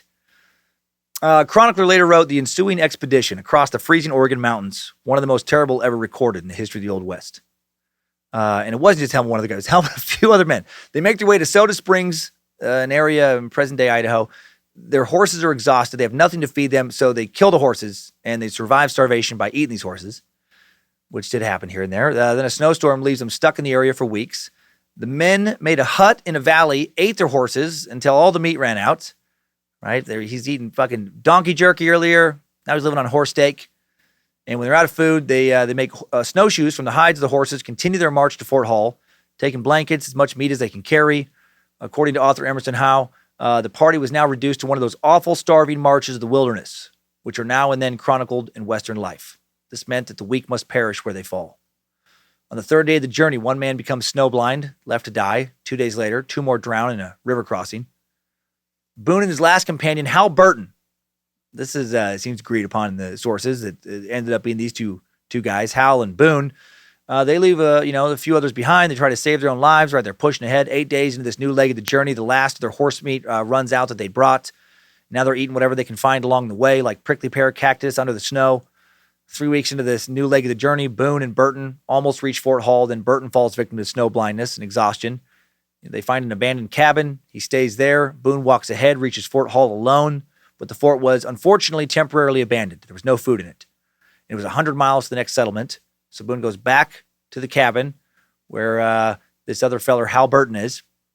Goes inside, and he says he finds Burton dead from a self-inflicted gunshot wound. Or he kills him, and then just tells others later that he shot himself. Either way, he stays behind, and now he eats some of his friend. He supposedly ate one leg, then wrapped the other leg in a red flannel, threw it over his shoulder, and marched east. Can you imagine seeing this motherfucker out in the forest? You'd be better off running into a grizzly bear or a pack of wolves. This is crazy mountain. He must have looked so insane. I doubt he's keeping himself real clean. I doubt he's hitting a barbershop on a regular basis, just out in the wilderness all the time. He's probably just got wild-ass hair with fucking twigs and bugs in it. Crazy-ass beard that makes mine look, like I got a close shave. Just walking around with some dude's leg slung over his shoulder so he can snack on it. That's quite the image. As the final survivor, Boone makes it to Salt Lake City, just like he'd made it to California before, alone. And this guy saw a lot of the West, right? Without roads. He's a tough son of a bitch. For the whole month of April 1859, Boone, wandered to the mountains of Utah alone on foot to make it to Salt Lake City. A rancher, John Powell, finally found him, took pity on him, gave him clothes, and then he was the one who took him to some settlements around Salt Lake. Powell noticed that Boone carried a bag containing apparently $1,400 in coins, but did not ask him for payment for his services. Good call. That wouldn't have gone over well. Boone apparently never thanked him, abandoned Powell as soon as he reached the Mormon settlements. He must have liked Powell, right? He didn't kill him. Didn't take his shit. That was his thanks. That was a Boone thanks. Not murdering you. Powell described Boone as one of the toughest Westerners ever to lace on a pair of boots. Author Nathaniel Pitt Langford obtained an account from John Powell about his interaction with Boone. Langford's description of Helm, the main source we have for the details of his journey through the mountains. Boone continued his lawless behavior in the settlements of Salt Lake, because of course he did. He lived in these settlements for 2 or 3 months. He bragged about his murderous exploits and then went on a spree of excessive drinking and sex. Not everyone in the early days of Salt Lake City were religious. Oh my heck. They had outlaws, saloons, brothels. Maybe just kept it a little bit more secretive. Helm eventually joined up with a band of horse thieves in Salt Lake, organized by 2 men named Johnson and Harrison. They planned to steal animals from the Overland Mail Company, the U.S. Army. They succeeded in running into California with 1 or 2 drives of horses and mules. Some of these outlaws he ran with this time would later say that Boone killed 2 government-employed herders while rustling with them. Boone, while still in Utah, supposedly also got hired out as a hitman by some local Mormons. May have killed some men in that capacity, men that they wanted out of town. Then local law enforcement in Salt Lake City, it had been around about a dozen years at this point, wasn't totally lawless. Now they chased Boone out of town. And they put up wanted posters in the area. When Boone went into a saloon in a town listed in old newspaper articles as Lotta, Utah, even though there is no Lotta, Utah anymore, must have been a short-lived campsite, little gold camp town. Clerk recognized him, attempted to arrest him, and then Boone shot him in the head. Now this one-man wrecking ball makes his way alone back to California. While in the Los Angeles area, a rancher named Tomlinson befriends him, helps him hide from authorities. Boone repays him by killing him and taking his shit. And then he fled to Oregon. Classic Boone. You thought he was going to thank you? You just got booned. Author Emerson Howe wrote of this murder, he showed no understanding of the feeling of gratitude, no matter what was done for him. On the way to Oregon, Boone robbed, more people, may have killed several more men. He just bounced around the Old West, all over, just bringing nothing but death and misery and mayhem. Let's break off now from the vague details of Helm-related horror and meet a man whose story would become intertwined with his. Henry Plummer, possible future leader of the Innocents. That Montana gang Helm would write the last chapter of his life with. This guy's narrative was a bitch to put together because of wildly conflicting accounts. There's 2 main kind of narratives about this guy. One is that he was definitely a lawman and always a lawman. He was just a good, law enforcement officer and just a good dude overall. And then there's another narrative that says, yes, he was definitely a lawman, but also really an outlaw underneath. And under the guise of the badge, or under the protection of the badge, he did all this kind of, heinous shit. And then, some of the accounts say that was slander. And then, I don't know. I will say more accounts have him written up as an outlaw and law enforcement officer than the accounts that just portray him as a law officer. Another interesting Wild West life for sure. In the spring of 1861, Henry Plummer arrived in Lewiston, Idaho. Little city I've been to many times. Home of Papa Ward's most frequented gambling establishment, the Clearwater Casino. Home of a lot of back-to-school shopping trips from my old schoolboy days. According to the narrative, that Plummer was a bad boy. He quickly got involved with some local gamblers in Lewiston, made plans to rob some successful miners, and started him a gang. Lewiston barely just was getting going in the spring of 1861. It would be incorporated that year on May 13th. A gold rush had begun in the area the previous fall. Nathaniel Langford wrote of Plummer's first gang, and thus originated the Band of Desperados, which, for the succeeding 2 years, by their fearful atrocities, spread such terror through the northern mines. Plummer was their acknowledged leader. They became so formidable in numbers, and their deeds of blood were so frequent and daring, that the mining camps were awed by them into tacit submission and witnessed, without even remonstrance, the perpetration of murders and robberies in their very midst. Plummer soon started dividing his time between terrorizing the road between, dividing his time between Lewiston and Florence, Idaho, and just terrorizing anybody in between. He'd meet Boone in Florence in 1862. Now, William Henry Plummer, originally spelled Plumer, born in Washington County, Maine, back in 1832. Dude really had to travel to make it west. He was the youngest child of a prominent pioneer family. His father, older brother, and sister's husband, all sea captains. But the youngest son, intelligent, good-looking, had a slight build, had consumption, a.k.a. tuberculosis, just like Doc Holliday. Why, Johnny Ringo! We started a game we never got to finish. Play for blood, remember? All right, Lunger, let's do it. Because he was a Lunger, he couldn't carry on that seagoing tradition. So in 1851, the 19-year-old, attracted by the drier climate of the West and the possibility of making a fortune in gold, he headed for California. On April 27th of that year, he sailed from New York aboard the U.S. mail ship Illinois. Passengers debarked in Panama, by mule train crossed to Panama City, to board a giant ship described as a floating palace named the Golden Gate. At precisely midnight on May 21st, they steamed into San Francisco, and Plummer's coast-to-coast trip to the gold fields took only 24 days. That is exceptional. If you remember from the Oregon Trail Suck, usually it took months, sometimes many, many months. So that mail ship could move, and he happened to live in the right place. Also, lived near the seaport of New York City. Once in San Francisco, the eager youth first took a job at a bookstore. After a year, he had saved enough money to buy a ranch and mine in Nevada County, about 150 miles northeast of San Francisco. A year later, he traded some mine shares for a business in the county seat, and fellow merchants who were impressed by his business integrity persuaded him to run for the position of town marshal and city manager. Since Nevada City, another town started in a gold boom, was at that time the third largest settlement in California, the job was an important one politically. An election held in May of 1856, Plummer won, and he did a good job. By all accounts, he did a good job in this his time here. He was not only prompt and energetic, citizens noted, but when opposed in the performance of his official duties, he became as bold and determined as a lion.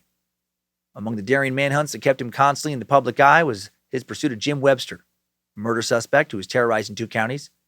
Our efficient city marshal, the local newspaper crowed, found Webster and companion asleep in bed with their pistols under their heads. Their pistols were quietly removed and the 2 taken into custody. The future possible gang leader didn't cause trouble as a young man like Helm had done. He wore the fabled white hat before he put on the black one, if he ever put on the black one. In 1857, Plummer handily won re-election.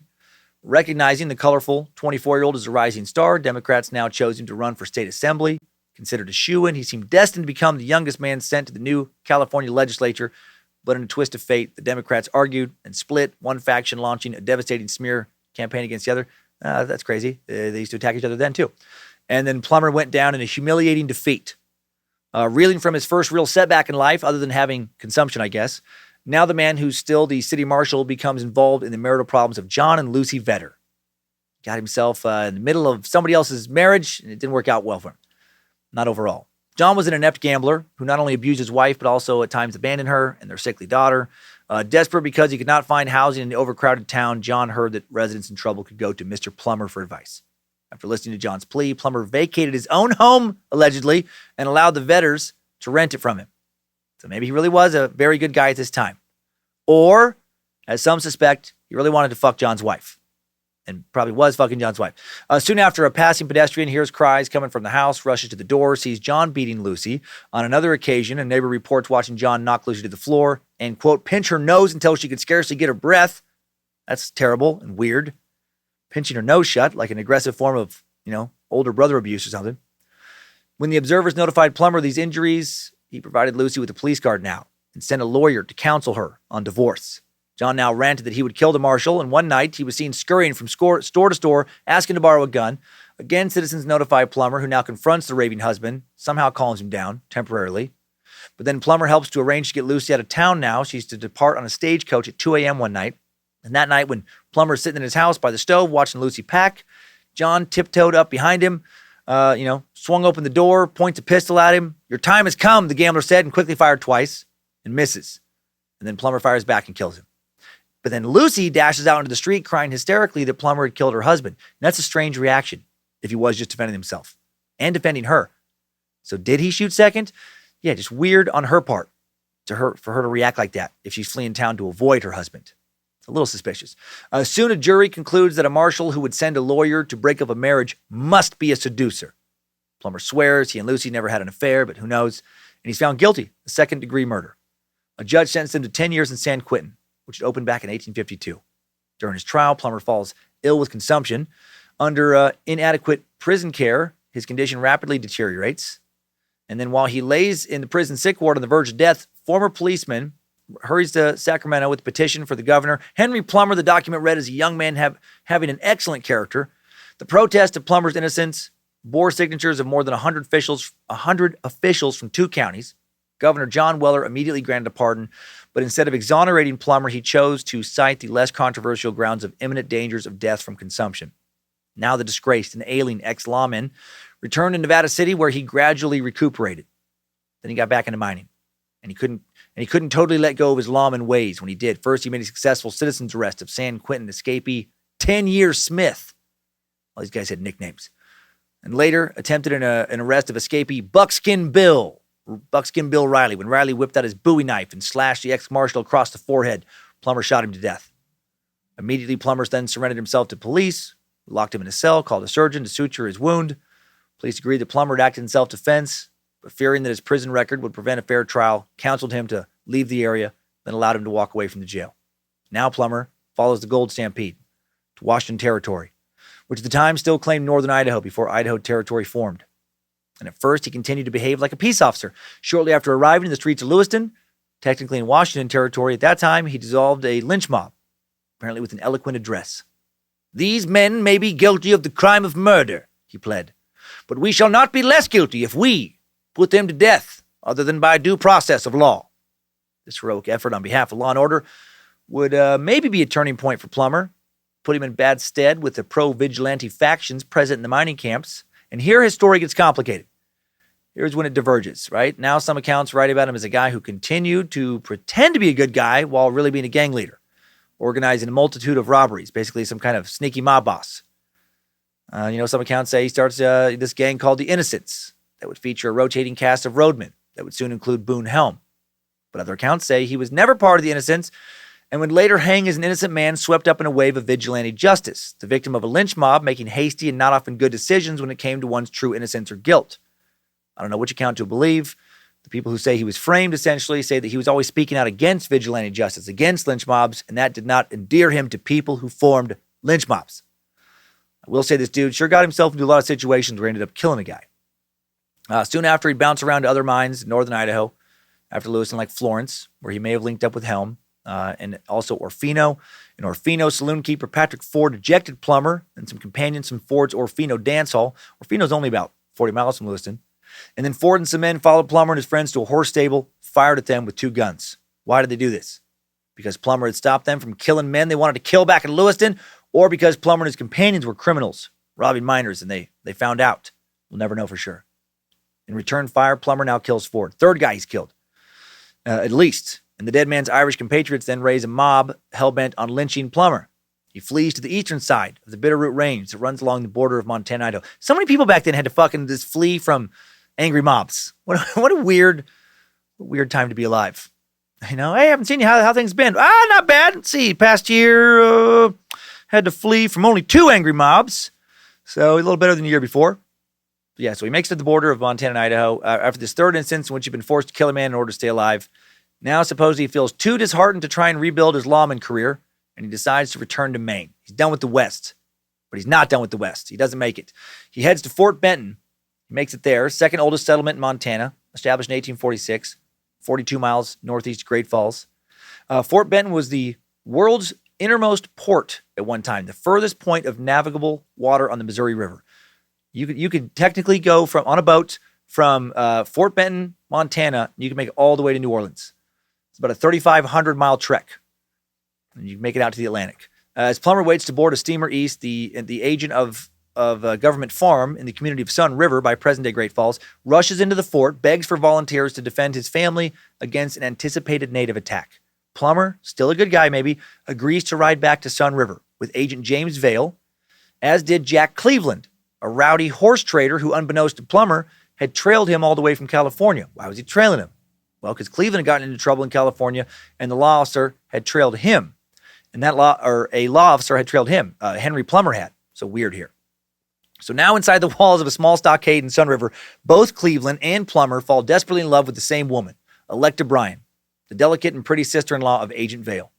Shit's reading like a Western Pulp Fiction romance novel. Electa falls in love with Plummer. Cleveland not happy. Her love rekindles Plummer's dream for a lofty career on the frontier. The two enjoy an autumn courtship. Plummer promises to head to the boomtown of Bannack, Montana. Gold was just struck there in 1862. And that in the spring, he'll return to marry Electa and build a life together with her. Bannack is now a pretty cool ghost town, if you get a chance. It's a state park with over 60 structures still standing. I'd love to visit. Anyway, when he bids his betrothed farewell to head to Bannack, the resentful Cleveland is riding alongside Plummer. 2 men make it to Bannack, bolstered by whiskey courage. Cleveland then tries to kill Plummer on January 14th, 1863. As Plummer sat warming himself by the fire in Bannack's Goodrich Hotel saloon, Cleveland attempts to provoke a shootout. Even after Plummer fires a warning shot into the saloon ceiling, Cleveland will not back down. Twice he goes for his revolver, and twice before he can get off a shot, he takes a ball from Plummer's pistol. Cleveland dies of his wounds, and then following the code of justice at the mines, Self-defense is judged according to who first goes for a weapon. A minor's jury honorably acquits Plummer, so he's now killed his fourth guy. Then in May of 1863, these same miners elect Plummer to be the sheriff of Bannack and all surrounding mines. He's back in business. The young man, who now became the law at the new mines, had received a majority that far surpassed that of any other official. No man, a Sacramento Union reporter stated, stands higher in the estimation of the community than Henry Plummer. The newly elected sheriff organized a deputy network throughout the camps and triumphantly rode to Sun River for a June wedding. After he'd settled his bride into their log home at Bannack, he convinced citizens of the need for a detention facility to end the current practice of immediate hangings. He raises money to construct the first jail in what is now Montana. And Bannack would briefly be the territory's first capital city. The Union League, a Bannack political group, even now votes to unanimously recommend Plummer as a deputy U.S. Marshal. He won't become one, but, they think he should be. Some miners will later recall seeing the genteel-mannered peace officer Plummer wearing an elegant overcoat, patrolling Bannack streets at dawn.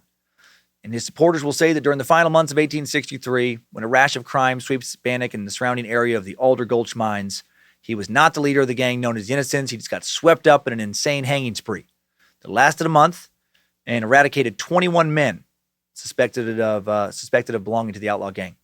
Plummer, before being hanged, had publicly stated that he intended to put a stop to territorial lynchings. Was he killed by the mob? Because, again, angry mob members just don't like him talking about putting an end to angry mob justice.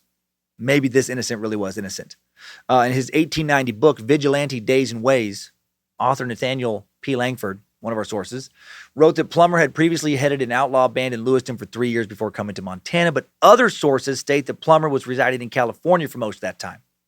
And preserved documents suggest Plummer spent just 3 weeks in Lewiston. So, Some sources also attest that Langford and Plummer were rivals, that they really didn't like each other. That Langford was jealous of Plummer becoming Bannack sheriff. That, Langford had his own aspirations, political aspirations. Or Langford and his fellow businessmen established freight companies, a sawmill, and other businesses in Bannack, and they were sick of being robbed by Plummer and his men. Who the real Plummer is a mystery. You know who definitely was not innocent? Boone motherfucking Helm, the Kentucky Cannibal, was guilty as shit of so much. Let's back up to 1862 and reconnect that cannibalistic lunatic with Plummer. In 1862, or I guess not reconnect, we'll reconnect with his story and then connect him with Plummer. There we go. Words are hard today. 1862, Boone arrives at the Boomtown of Florence, Idaho to try his hand at gold mining. Well, kind of. He came there to rob miners, beat people up, maybe kill a few fellas. So less mining, more beating up miners.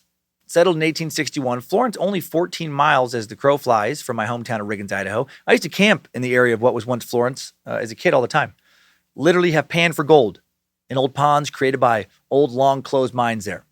Once found a bunch of mica, thought I had made my fortune, until my mom pointed out it was only fool's gold. Some of my favorite childhood memories are of camping around Florence. No cool ghost town there, though, unfortunately. Thousands lived there in 1862. Only 250 would still be there by 1864. And today, only a few building foundations, and an overgrown cemetery remain. Florence allegedly became the established headquarters of Plummer's gang in 1862. Helm didn't join him in Florence, but became acquainted with their operations. Florence was isolated from other towns, isolated from the government, had no law enforcement. Great place for outlaws. The town did have a sheriff named Charlie Harper, but according to Langford, he was stained with the darkest crimes. But can we trust Langford? I think so. Most historians seem to hold him in higher esteem than Plummer. Florence was a perfect town for Plummer's gang to target miners, right? The innocents able to commit crimes apparently in broad daylight and get away with it. Langford wrote of Florence, "Woe to the unfortunate miner who entered the town, if it were known or believed that there were any treasure on his person, if not robbed on the spot or lured into a hurdy-gurdy saloon, or cheated at a gambling table. He was waylaid by disguised ruffians on his return to camp, and by threats and violence, or when these failed, by death itself." This guy's writing style was so weird, these Wild West tales. "Lured into a hurdy-gurdy saloon. Beware the hurdy-gurdy saloon. The roughest type of saloon." Imagine walking into a place, "Excuse me. Are you the owner proprietor of this saloon? Is this a hurdy-gurdy saloon? Well, I'll be taking my business elsewhere then." June of 1862, now 34-year-old Boone kills a man in Florence named Dutch Fred. I feel like fucking every single person had a nickname. No one was just like Bob. I got Dutch Fred. I got the Texas Red. I got Johnny Blue. I got Malcolm Twitchy Finger. Everybody has that something extra. Dutch was apparently a man of reputation as a fighter. His friends called him Chief, so he had a couple nicknames. He was an honest man. He liked to drink and gamble. When he was drunk, apparently he liked to fight. So he sounds like a typical Boomtown, just ruffian. Man, the West, not for the weak. I feel like you're not going to come across a lot of these people like, oh, what did Dutch Red or Dutch Fred want to do? Well, he liked to read. He enjoyed poetry. He liked to knit. He was really into baking. So now Boone, who we know also liked to drink and fight, is persuaded by one of Dutch's enemies to fight him, and instead of a fist fight, he goes straight to gun duel. A witness later said Helm, with many oaths and epithets and flourishes of his revolver, challenged Fred to an immediate deadly combat. The bystanders of the saloon broke up the fight, confiscated Boone's gun. Boone apologizes and leaves, but then he returns a few hours later.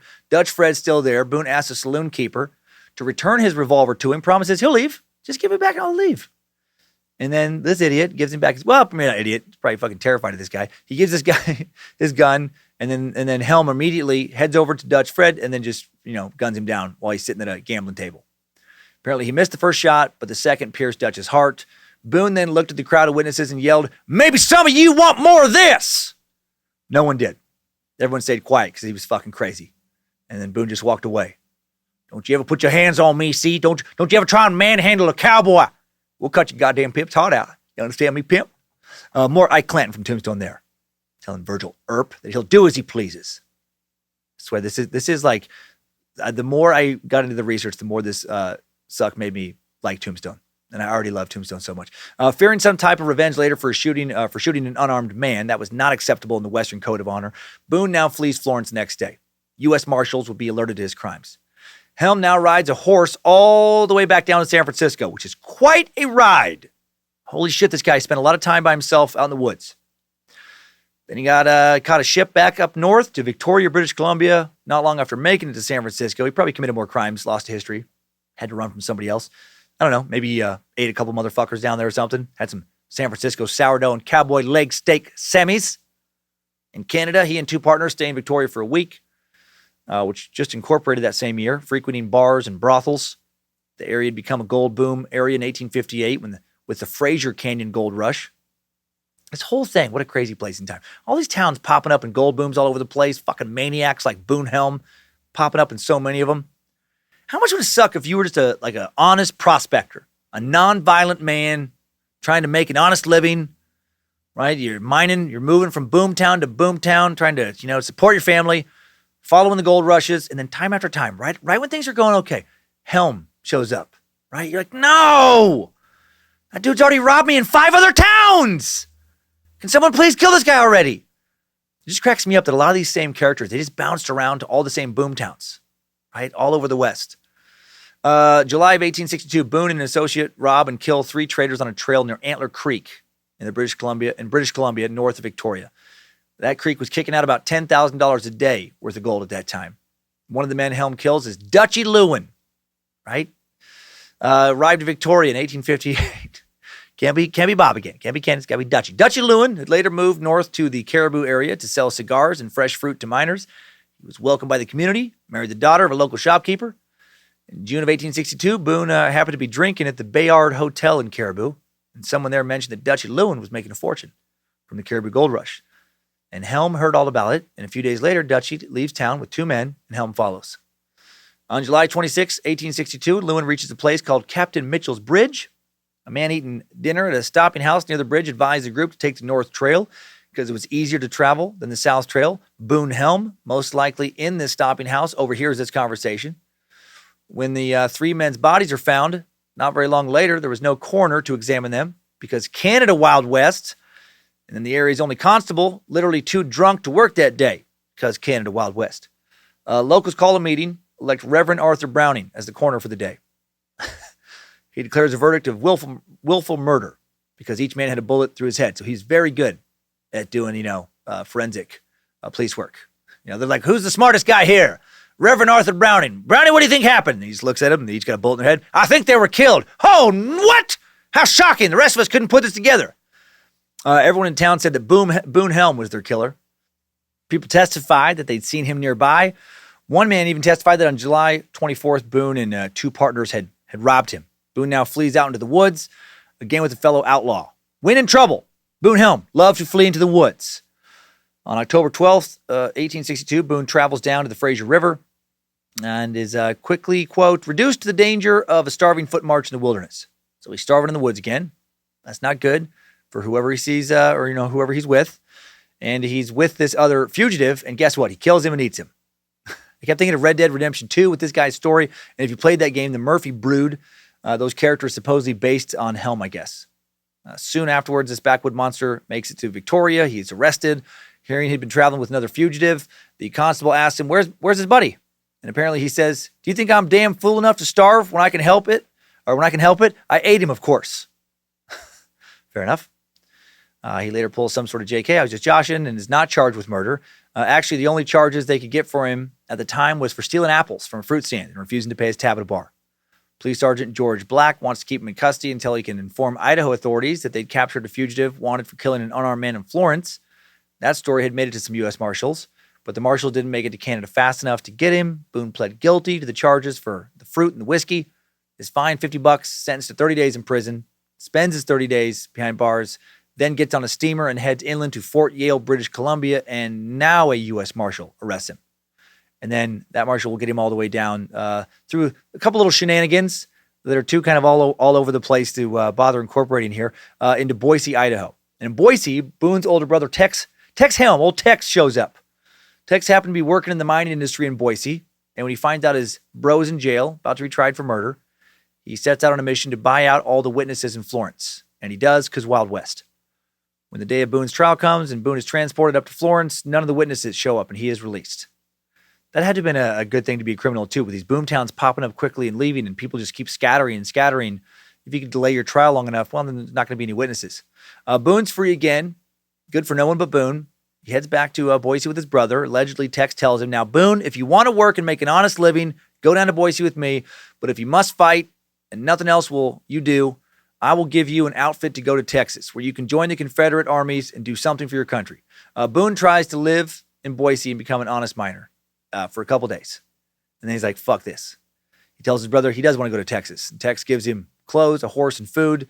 And then Boone leaves Boise, but not for Texas.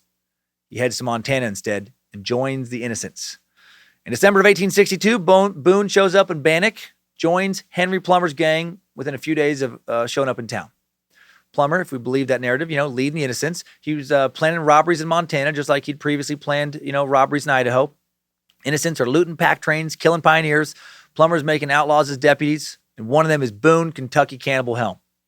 Every successful miner and business owner in town are targeted by these robbers, according to some accounts. One old paper reported, if one of them needed clothing, ammunition, or food, he obtained it on credit, which no one dared refuse, and settled it by threatening to shoot the person bold enough to ask for payment. That's fun.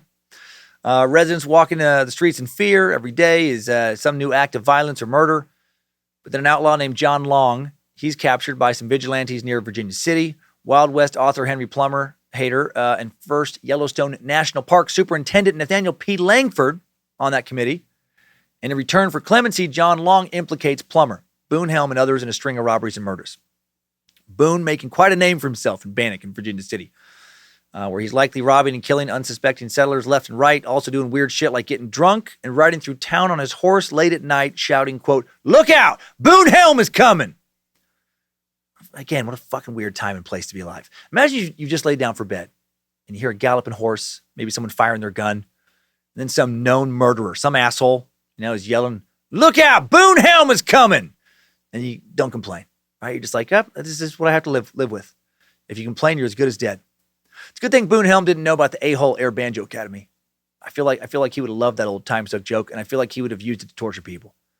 He would have made everyone else around him, their lives, even more miserable, right? Middle of the night, after yelling something like, look out, Boone Helm is coming! Maybe hops off his horse, rips out some riffs. Bet you didn't know I was a musician! Did you? I reckon you fucker, listen up! Oh, you don't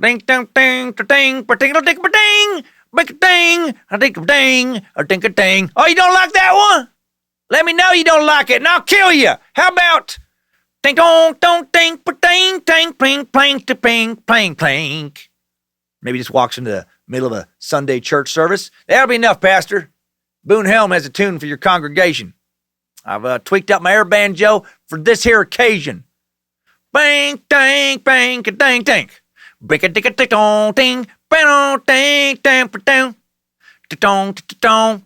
Anyone upset? I'm more than happy to pistol whip you or your family until you appreciate my musical skills. Boone spent most of his time in Montana, being a huge asshole, tormenting folks in Virginia City, the principal settlement of the Alder Gulch mining region. Over 10,000, people in cabins and tents scattered in the area, as we talked about earlier. According to one source, every third cabin in town was a saloon or brothel. The crack of the revolver was often heard above the merry notes of the violin. Street fights were frequent, and as no one knew when or where they would occur, everyone was on his guard against a random shot. God, that sounds like a stressful place to live. Go out and get a drink. Imagine that. You're heading to the bar down the street from where you live, and you walk in and it's just full of dudes with six-shooters who will use their weapons on you if an argument escalates. Imagine some of those some of these other dudes being psychopaths who just want to stir up trouble, all fucked up on whiskey. Not the best place to head out with your lady, unless you're not afraid of a fist fight that might turn into a gunfight. No. I was just trying to order a drink. Come on. How do we get here? I just want to have an old fashioned. Why am I in a duel? Can't we just arm wrestle? Let me just concede victory, please. Stagecoach robberies happening constantly. It's anarchy. I guess the stagecoach robberies were happening the most on the route between Virginia City and Bannack. This was the innocents' prime looting territory. The road had streams, canyons, mountain passes, ledges, willow thickets, and valleys for them to hide in and attack stagecoaches or pack trains. One old account, the robbers had their established points of rendezvous on the road and worked in concert by a system of horseback telegraphy, as unfailing as electricity. Whenever it was known that a person with money was about to leave by coach, a private mark was made upon the vehicle, which would be recognized whenever seen at. The several ranches where the coach horses were changed. When the approach of the coach was perceived at either of these changing stations, the herder in charge mounted his horse and rode hurriedly off to drive up the horses for the next route, which were generally feeding in sight of the station. Sometimes they strayed off and the coach would be delayed until they were found, but this was of infrequent occurrence.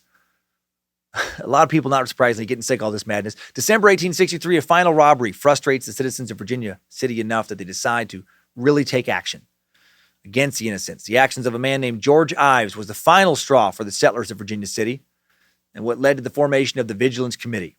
Ives was a road agent, innocent, one of those gang members. He liked to patrol the main road on horseback, threaten anyone who even looked at him the wrong way, apparently. Virginia City residents found Nicholas Thibault's body in a field along this road. He was an innocent man, not that innocent, innocent, not capitalized, who had been robbed and murdered. Just a few days later, residents spotted Ives with Thibault's stolen mules. Allegedly, Ives said Thibault will never cause anyone trouble again. On December 21st, 1863, 25 men pledged their support to each other and to rid the area of crime, and they set out to capture and publicly hang Ives. This is the Vigilance Committee, right? There had been vigilante mobs previously, but not organized like this. This is some Wyatt Earp and his Immortals posse shit from, again, Tombstone. The last charge of Wyatt Earp and his Immortals. Sheriff Henry Plummer refuses to assist this mob. Why? Because he was worried that the road agents would then come after him, or because he hated mob vigilante justice. These 25 men set the stage for a larger Western vigilante movement to follow in other mining areas. They wanted to capture all the road agents and bring them to justice to set an example for future criminals. After executing Ives, the committee makes it their mission to identify and arrest all the road agents in the area, many of which, of course, now flee. In early January 1864, the Vigilance Committee sets out to find 9 men they know are road agents. 1 couldn't be located, 1 escaped, but 7 were tried. 5 of the 7 eventually found guilty and immediately hanged. January 10th, 1864, the supposed leader, Henry Plummer, arrested and hanged in Virginia City. Plummer hanged at 10 p.m. that night. He was tearful, and allegedly the committee did not even allow him 5 minutes to pray before hanging him. Along with him, the Vigilance Committee hangs 3 other men, including George Lane, a deputy sheriff. On January 13th, 1864, the remaining road agents, they're well aware now of the plot against them, about some of their members being hanged. Gang member Jack Gallagher and his friends sat in a saloon drinking, and Jack remarked, While we are here betting, those vigilante sons of bitches are passing sentence on us. Vigilance Committee leaders ordered members to assemble and surround the city this night. No one is permitted to leave. Over 500 armed men apparently circled the city that night. So their Vigilance Committee, they had some serious reinforcements now. The vigilantes were so quiet, no one realized what they were doing until morning when the townspeople woke up to see their city surrounded by armed guards. Can you imagine that? How is this not a fucking epic Wild West movie? Messengers sent out to towns in the Gulch to summon other vigilantes to appear and take part in the upcoming trials. I mean, they're doing a serious purge here. Party sent out to arrest Boone Helm and fellow outlaws Jack Gallagher, Frank Parrish, Hayes Lyons, and Bill Hunter. Bill managed to escape town just before the guards were stationed. On January 14th, 1864, Boone and the other innocents hanged in Virginia City. He was 2 weeks shy of 36 years old when he was executed, bringing about his short life full of violence to a violent end. The Vigilance Committee had arrested Boone earlier that day. 3 men closed in on him as he was standing in the street in front of the Virginia Hotel. An armed guard stood on either side of him with a third pointing a pistol at his head. Boone told him, "If I had a chance, or if I had guessed what you all were up to, you'd have never taken me." He told them he didn't know what they wanted with him, but that he'd never killed a man in his life. "I am as innocent as the babe unborn. I never killed anyone, nor robbed, nor defrauded any man. And I'm willing to swear to it on the Bible." And now, because that was a big deal at the time, they bring out a Bible and they make Boone kiss the Bible and swear his innocence again and again. And every time he does it, with a, quote, perfect calmness. But luckily, this is not enough to get him, freed. After a few hours, Boone decides to confess. He's like, okay, they know who I am. He's ready to tell him, yes, I've killed so many guys. I've eaten a few. He tells this law officer that he killed men in Missouri and California, all over the U.S. West. He confesses to 18 murders, including 3 minors and another feller up in Canada. Said he'd murdered 3 victims in Salt Lake City. Said he shot Dutch Fred in Florence, Idaho. Knowing he was now for sure going to be hanged, Boone said, "I have looked at death in all forms, and I am not afraid to die." He was not. This is ridiculous. Around 4 p.m., Boone and 4 other men taken to the hangman's building, an unfinished building in the center of town. The Vigilance Committee used the heavy center support beam of the building to hang the men. They stood on top of dry goods boxes instead of a traditional gallows. 6,000 people come to witness their executions. The front of the building is open, giving the audience a full view. It's like a whole show. The Vigilance Committee executes Boone Helm, Hayes, Frank, George, and Jack, the guys I just mentioned earlier. Each man, excluding Frank Parrish, who seems to have been probably innocent, had a long history of crime. And these men are all charged with various serious crimes. Boone Helm was charged with being a road agent, Confederate sympathizer, public nuisance, murderer, and cannibal. My favorite charge is public nuisance. Man, was he ever. He's a walking pile of mayhem. He does not protest any of these charges in the end. When he's given a last request, he simply says, "I want one more drink of whiskey." Perfect. As he stands on the box, Jack Gallagher beside him starts to weep, becomes hysterical, and according to a witness, Boone Helm looked around at his friends placed for death and told Jack to stop making such a fuss. There's no use being afraid to die. Probably never lived a man more actually devoid of all sense of fear. He valued neither the life of others nor his own. He saw that the end had come and was careless about the rest. Boone actually grew impatient waiting to be executed because the executioners were delayed by some men who wanted to pray. And witnesses say he told the executioners, "For God's sake, if you're going to hang me, I want you to do it and get through with it. If not, I want you to tie up my finger for me." Because apparently when he got arrested, he'd injured his finger. Boone then watches George Lane jump off the box. He's supposed to be next. He calls out, "There's one gone to hell." And again, according to witnesses, Boone's final words are, "Every man for his principles. Hurrah for Jeff Davis. Kick away, old fellow. My turn next. I'll be in hell with you in a minute. Let her rip." And then this crazy motherfucker jumps off the box before they could kick it. Cold-blooded, tough as nails, right until the very end. And just crazy. Jeff Davis, by the way, everybody assumed, he's talking about Jefferson Davis, president of the Confederacy at that time. The whole Confederate sympathizer thing.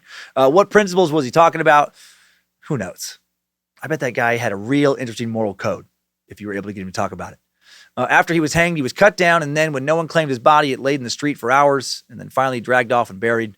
Boone and the road agents with him buried at Boot Hill Cemetery in Virginia City. That cemetery is still there. The inscription on Boone's grave reads, "Boone Helm, hanged January 14th, 1864, and that will take us out of this timeline. Good job, soldier. You made it back. barely.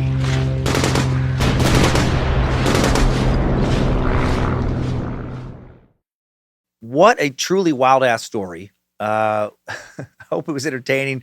Did the best we could with it. The Wild West, one of my favorite, if not my favorite period of history, so chaotic, but also, and I learned this with Billy the Kid and Doc Holliday, compared to other like true crime or historical biographies, man, they are tricky to put together because when writers did come along, the Pulp Fiction at the time, they were selling these tall tales and they weren't the best investigative journalists.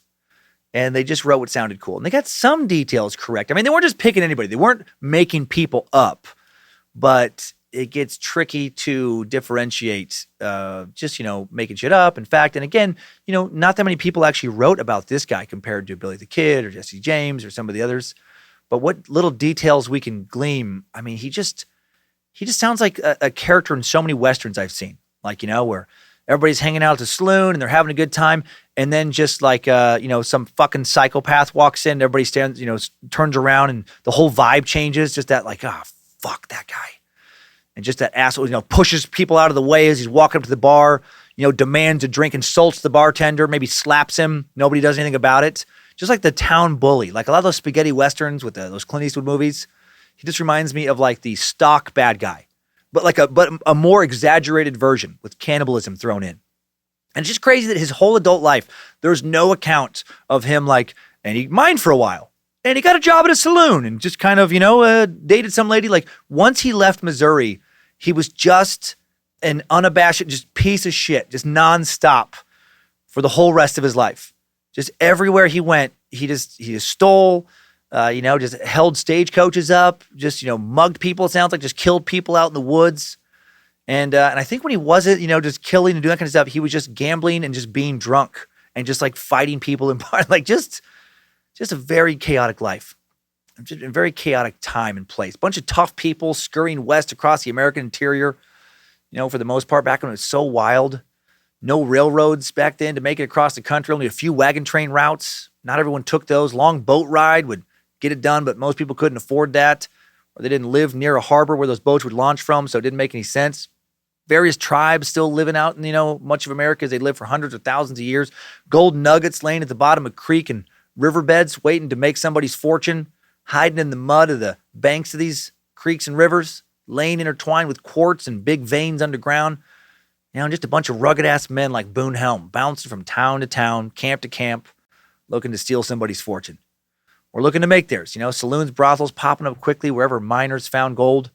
So many boomtowns popping up so fast, right? I can just picture it. Maybe just watch some of those movies, my mind, just the sound of so many hammers throwing up shops and homes just as fast as they could. Whole town getting built all at the same time.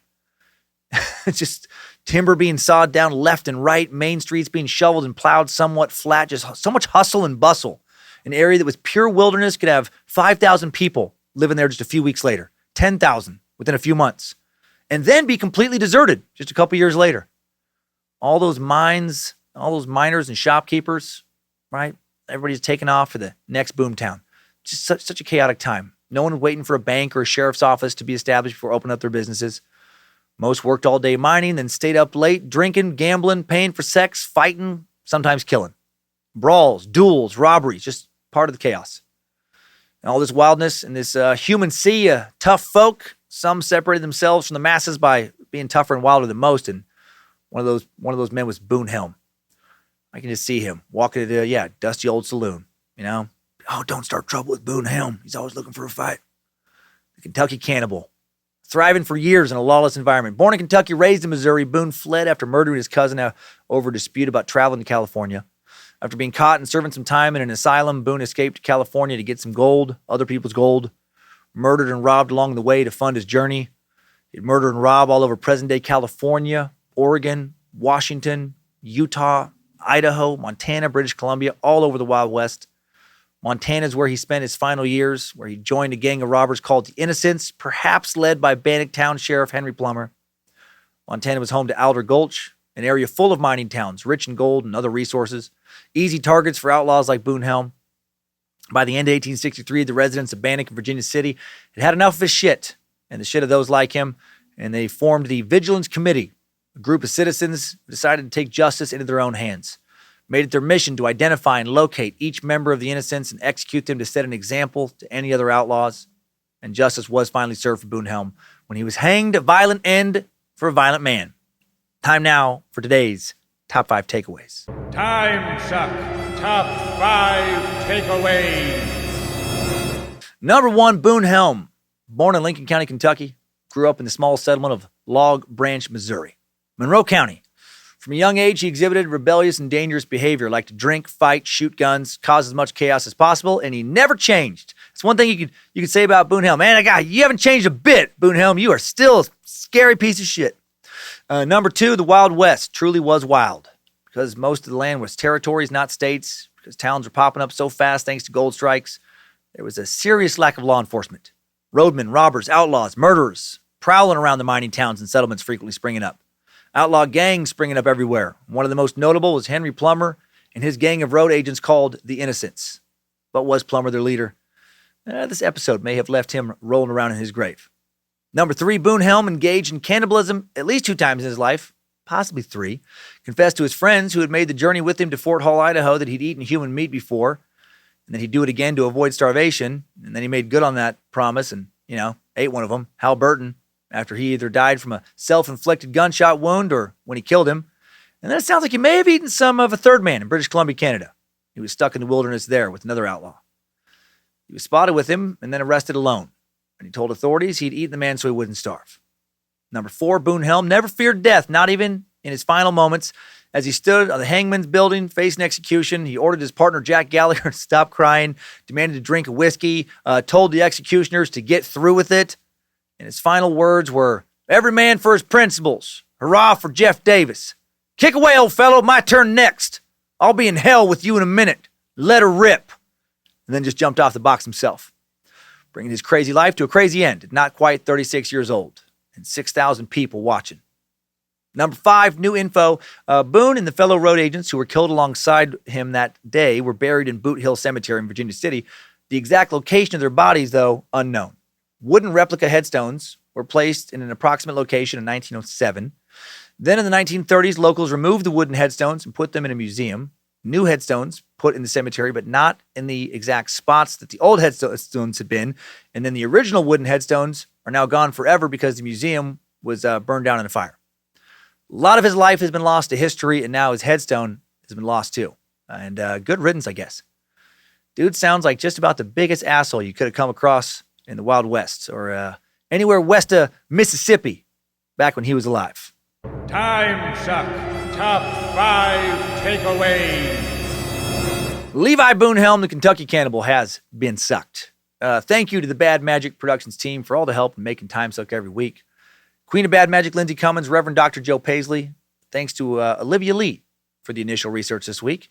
Thanks to BitElixir for keeping the Timesuck app up and running. Logan, the Art Warlock Keith, our creative director, creating all the merch at badmagicmerch.com and more. Thanks also to Liz, the Enchantress Hernandez, who runs our Cult of the Curious Facebook private page. Currently Cult of the Curious 2, along with her wonderful all-seeing eyes moderators, and she also helps Logan with our socials. And thanks to Beefsteak and his mod squad, keeping over 10,000 meat sacks happy, there we go, over on Discord. Next week, how about we suck the Menendez brothers? There's a lot of documentation on those guys. I'm sure most of you have heard of them. I remember the news coverage, but never dug much into the story when it happened. Born into lives of wealth and privilege, as the sons and only children of Hollywood executive Jose and homemaker Kitty Menendez, the brothers claimed they had returned home from the movies to find that their mom and dad had been assassinated in their Beverly Hills home. It was August 20th, 1989, and Lyle, 21, and Eric, 19, seemed like the perfect picture of grieving children. Almost incomprehensible when they tried to talk, tears streaming down their faces, running around shouting like their worlds had just fallen apart. Then in the months that followed, they'd seem like they were doing anything but grieving. What they were doing was spending money, buying everything from luxury cars to expensive vacations, even bought a chicken wing restaurant. And police found this suspicious. But there would be no smoking gun in the case until 6 months later when a woman presented tape recordings of Eric and Lyle confessing to killing their parents in a psychiatrist session. Why would Eric and Lyle do such a thing? They already had just about everything money could buy, but maybe that was the problem. Right? While on the outside, the Menendezes seemed like a perfect family. Their sons were cartwheeling through fuck-ups and relying on Jose's money to smooth it all over and protect them from consequences. When Jose finally threatened to cut him off, they hatched their murderous plot. Worst sons ever. Thanks for helping fix all my past mistakes, Dad. Oh, you're not going to fix them going forward? Well, I guess you're fucking dead then. That's one version of the story. The story the Menendez brothers would tell in their defense would be vastly different, incredibly shocking to the families of Kitty and Jose and the viewers of Court TV, and would lead at least some people to think that Eric and Lyle had been right to kill their parents. That Jose and Kitty had secretly been abusing their sons for years. But did they? Or is that some Casey Anthony-esque bullshit? You know, I'm gonna disparage my parents' name, try and save my own ass kind of bullshit. Who's telling the truth? That's what we're going to try and figure out this next week. How did such a picture-perfect family meet such a gruesome and treacherous end? Next week on Timesuck is the Menendez brothers. And now let's head on over to this week's Timesucker Updates. Updates? Get your Timesucker updates. Going to start with a Japanese trash can update from Japanese aficionado and smart sucker Erica Herrera. Erica writes, "Hey Dan, Space Lizard and longtime listener Erica here." Well, thank you, Erica. I just finished listening to the Shinrikyo Timesuck and absolutely loved it. I wanted to write in because I studied Japanese and its politics, so I knew vaguely about Shinrikyo and the deadly sarin attacks. First, I wanted to say you've come a long way with the Japanese pronunciation. Oh, thank God.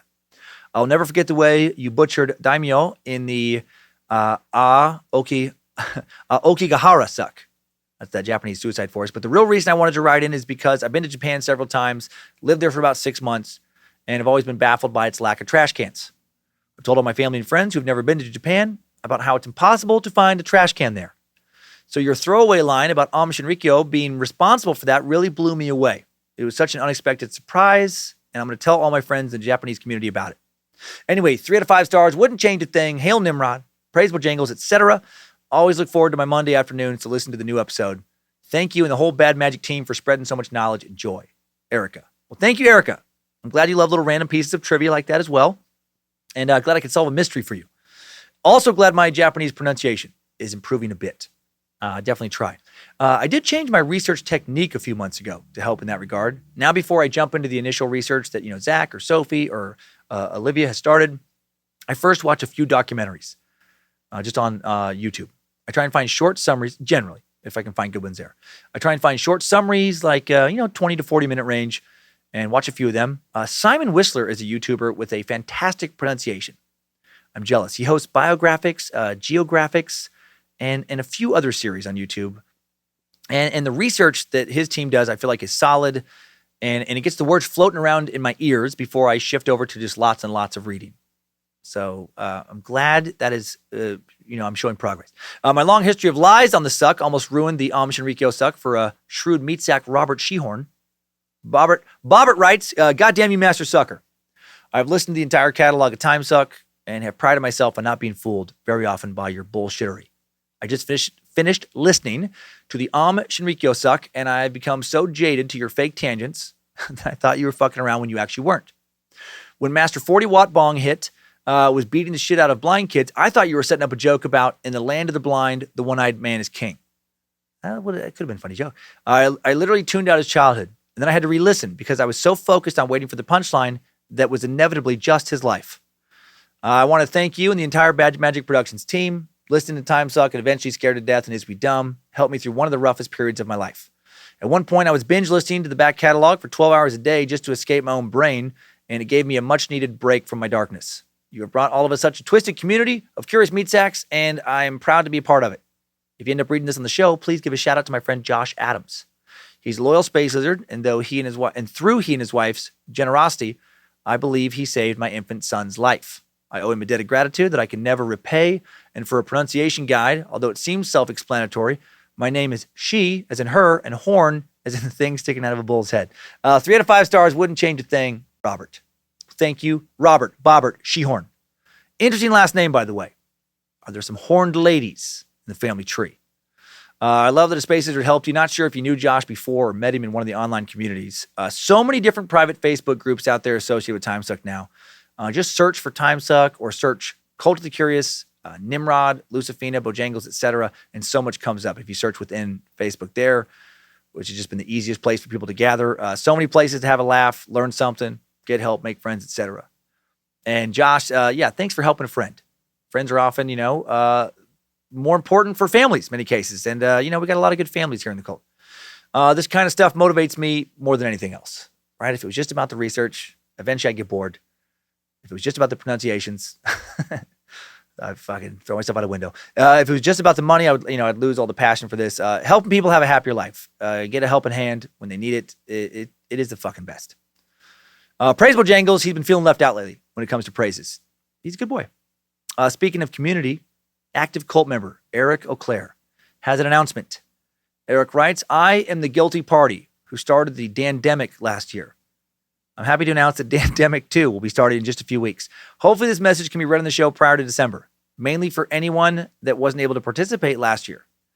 I haven't written in regarding this yet, just messaged you on Facebook about it. The whole thing took off much quicker than I ever thought it would. I assume most people would just roll their eyes at it and move on, but I've heard from so many people that the Dandemic was one of the best things they experienced online in a long time. Some even told me that it saved them from dark places. That's crazy, which is ironic because the majority of this year, I've been in a very dark place. A lot of people made brand new friends that they still interact with daily through that, and it makes me happy. For any new people, Dancember, this Dandemic is everyone that wants to participate just changing their profile picture to the same picture of Dan for the month of December. That's it. And it's that fucking stupid mustache picture. Super simple. It's a great way to spread the plague of knowledge, and it's just fun. I've been listening since the Okigahara suck and haven't looked back. I'm slightly sorry for the long email, but also not. Eric O'Clair. We're Eric. Nice to virtually meet you. Yeah, the online spectacle you started last year, super weird, but very funny. Did freak me out a bit at first. I didn't know what the fuck was going on. And the mustache pick, that's a good choice. I'm a goofy looking son of a bitch. Makes people laugh, and that's fun. And you know what? So why not have some more fun? Let's do it again. I hope people have fun with it again. That craziness. Why not? It's a message heard and word spread. I was spotted out in the wild recently. Sweet sucker Brianna Manzoli. Her last name sounds delicious. Brianna Manzoli sounds like a lasagna variant. I'm probably just hungry. She has a nice message writing, Hi, Master Sucker. I apologize for my grammar. I'm not an English major by any means. Well, you do great in this message. My name is Brianna. My husband, Taylor, introduced me to your comedy and Timesuck back in early 2020. We were setting up our Space Newts nursery while listening to Timesuck from the very beginning. Not going to lie, I didn't really get into it until I went back to work after my maternity leave. I started from the beginning again and have been an avid listener of Timesuck, Scared to Death, and Is We Dumb ever since. Well, that's very nice. I used to live about 5-10 minutes from the Funny Bone in Cincinnati. Oh, yeah. So we frequent the area often. My husband booked the hotel since it was fairly close to the club, not realizing how close. He jokingly said while walking from our car, how funny would it be if Dan Cummins was staying at this hotel? Well, we ended up seeing you on 3 separate occasions that day. Though the last one is the one I will probably replay in my head and try to think of other ways it could have gone for the rest of my life. LOL. We were inside the Starbucks, sitting at a table, waiting for our coffee when we noticed someone with the same stature and haircut as you. Couldn't tell if it was you because you were walking towards a cheesecake factory. Yep, I had some shepherd's pies, delicious. While still waiting for our coffee because they forgot to get my husband's drink, you walked back out. We instantly realized it was you. We both panicked, decided not to say hello because you were carrying food. We didn't want to bug you. Final time we saw you was in the hotel lobby. We sat on a bench because I was feeling anxious and didn't want to go to the room quite yet. Well, you turned the corner to come into the lobby, and we both basically shut down completely. We smiled and waved and beeline for the elevator. We both really wanted to stop and say hi, but our anxiety clearly said no, and we didn't want to bug you. I'm grateful for your podcast and comedy. They have gotten me through some hard times. Mary helped me realize it's okay to laugh about grief. Yeah, Mary Santora, who's opened those shows. She's a great comic. I lost my first husband in 2017 to suicide. Your dark humor makes me feel less alone while also learning and laughing. Not sure if you'll see this email, as I'm sure you get overloaded with them every day, but if you do, could you give my husband a shout out? He would probably shit his pants. Keep your loophole tight. Brianna Manzoli. Keep your loophole tight. I like that. Brianna, yes, I can give a shout out to Taylor. Hail Nimrod, Taylor. Now shit away. And keep loving that Lucifina of yours. Also, you wouldn't have bothered me. I have noticed in the last year or so being noticed a little more. And when someone wants to say quick hello and grab a quick pic, I do not mind. Sometimes I think it's better just to come say hi. And if you want a pic, just, ask for a pic. Rather than sometimes I'll notice that someone keeps looking at me and then they probably just don't want to bother me. But in my head, I'm like, okay, do they recognize me and not want to bother me? Or do they recognize me and are like, fuck that guy? So next time, say hi. I won't bite. Thanks for coming to a show. And have a great rest of your year, Brianna. And last one, going to end on something sweet. Adelaide Young. Love the name Adelaide, by the way. She writes, hi, Suckmaster Supreme. Thank you for the amazing show in Cincinnati tonight. This is Adelaide the cunt who bought tickets for her sister to see the show tonight. This is a reference to horrible stuff I said at the show. But they got laughs, all in fun. I'm a filthy bastard, as you all know. Adelaide continues, our shared misophonia aside, we both agree your Symphony of Insanity bit was one of our favorites of the night. Hannah and I have been listening to your stand-up together since Crazy with the capital F. Oh, man, long time. Tonight was our first time getting to see you live. Despite being a long-time stand-up fan, I'm ashamed to admit I only started listening to Timesuck this past fall when the pandemic forced me to move several hours away from my friends and family. I used to think it was weird for people to send sappy messages to media creators like this, but I get it now. Whether it was on a long drive home to see my loved ones or just puttering around my apartment trying not to go COVID crazy, Timesuck has made me feel like I was not alone. Knowing that there are other people out there who care about my curiosity and bettering yourself as a meat sack has been my personal perseverance fairy. I just moved back to Cincy this fall for a new teaching job. Congrats. But I'm all in on the suck for good. Proud to be part of the cult of curious. And if I'm going to be called a cunt, at least it's a decree from the damn prophet of Nimrod himself. Keep on sucking and safe travels. Well, thank you, Adelaide. I should probably watch on the cunts. It is a fun in moments where to say it's very nice and compact. Has a hard consonant sound at the end. It's shocking. I'm so glad you had fun. And yeah, I get not feeling alone, not wanting to feel alone. I get all these emails and I still have moments where I feel like an outcast. And it's just nice to hear from like-minded, similarly minded people. Just a nice reminder, that we are not alone. It's easy to get lost in our own thoughts, feel like no one understands us, no one knows what we're going through, or that everyone else is fucking crazy. Our brains are not always our friends. I am so thankful to have a community of listeners who like to think. It's very refreshing, reassuring. Doesn't mean we're all going to agree, of course not, but at least we all, tend to do a fair amount of thinking to examine our lives. A lot of other people do not seem to do that or want to do that. I don't know. Maybe they're afraid of what they'll find. I sure as hell don't have all the answers, but I do try and think about how to make the world a little better for all of us. And I just feel like the more of us that are doing that, obviously the better the world's going to get. And even if it didn't ever get any better, I still think it's important to try, right? Because what's the alternative? Sit around? Just be like, everything's fucked and nothing you can do about it? Sit around and just, I don't know. I will be safe with my travels. You keep having fun with your sister, Hannah, and enjoy your new job. And thanks for being a teacher. And hail Nimrod, everyone. Thanks, time suckers. I needed that. We all did. Thanks again for listening to a Bad Magic Productions podcast, Meat Sacks. Don't shoot anyone in the saloon this week or wander off in the woods to hide from the law and kill and eat people. Just stay in town. Stay inside. It's cold out in many places. Pour yourself a strong cup of coffee or maybe a stronger cup of whiskey. Put your headphones on, set down your 6-shooter, and just keep on sucking.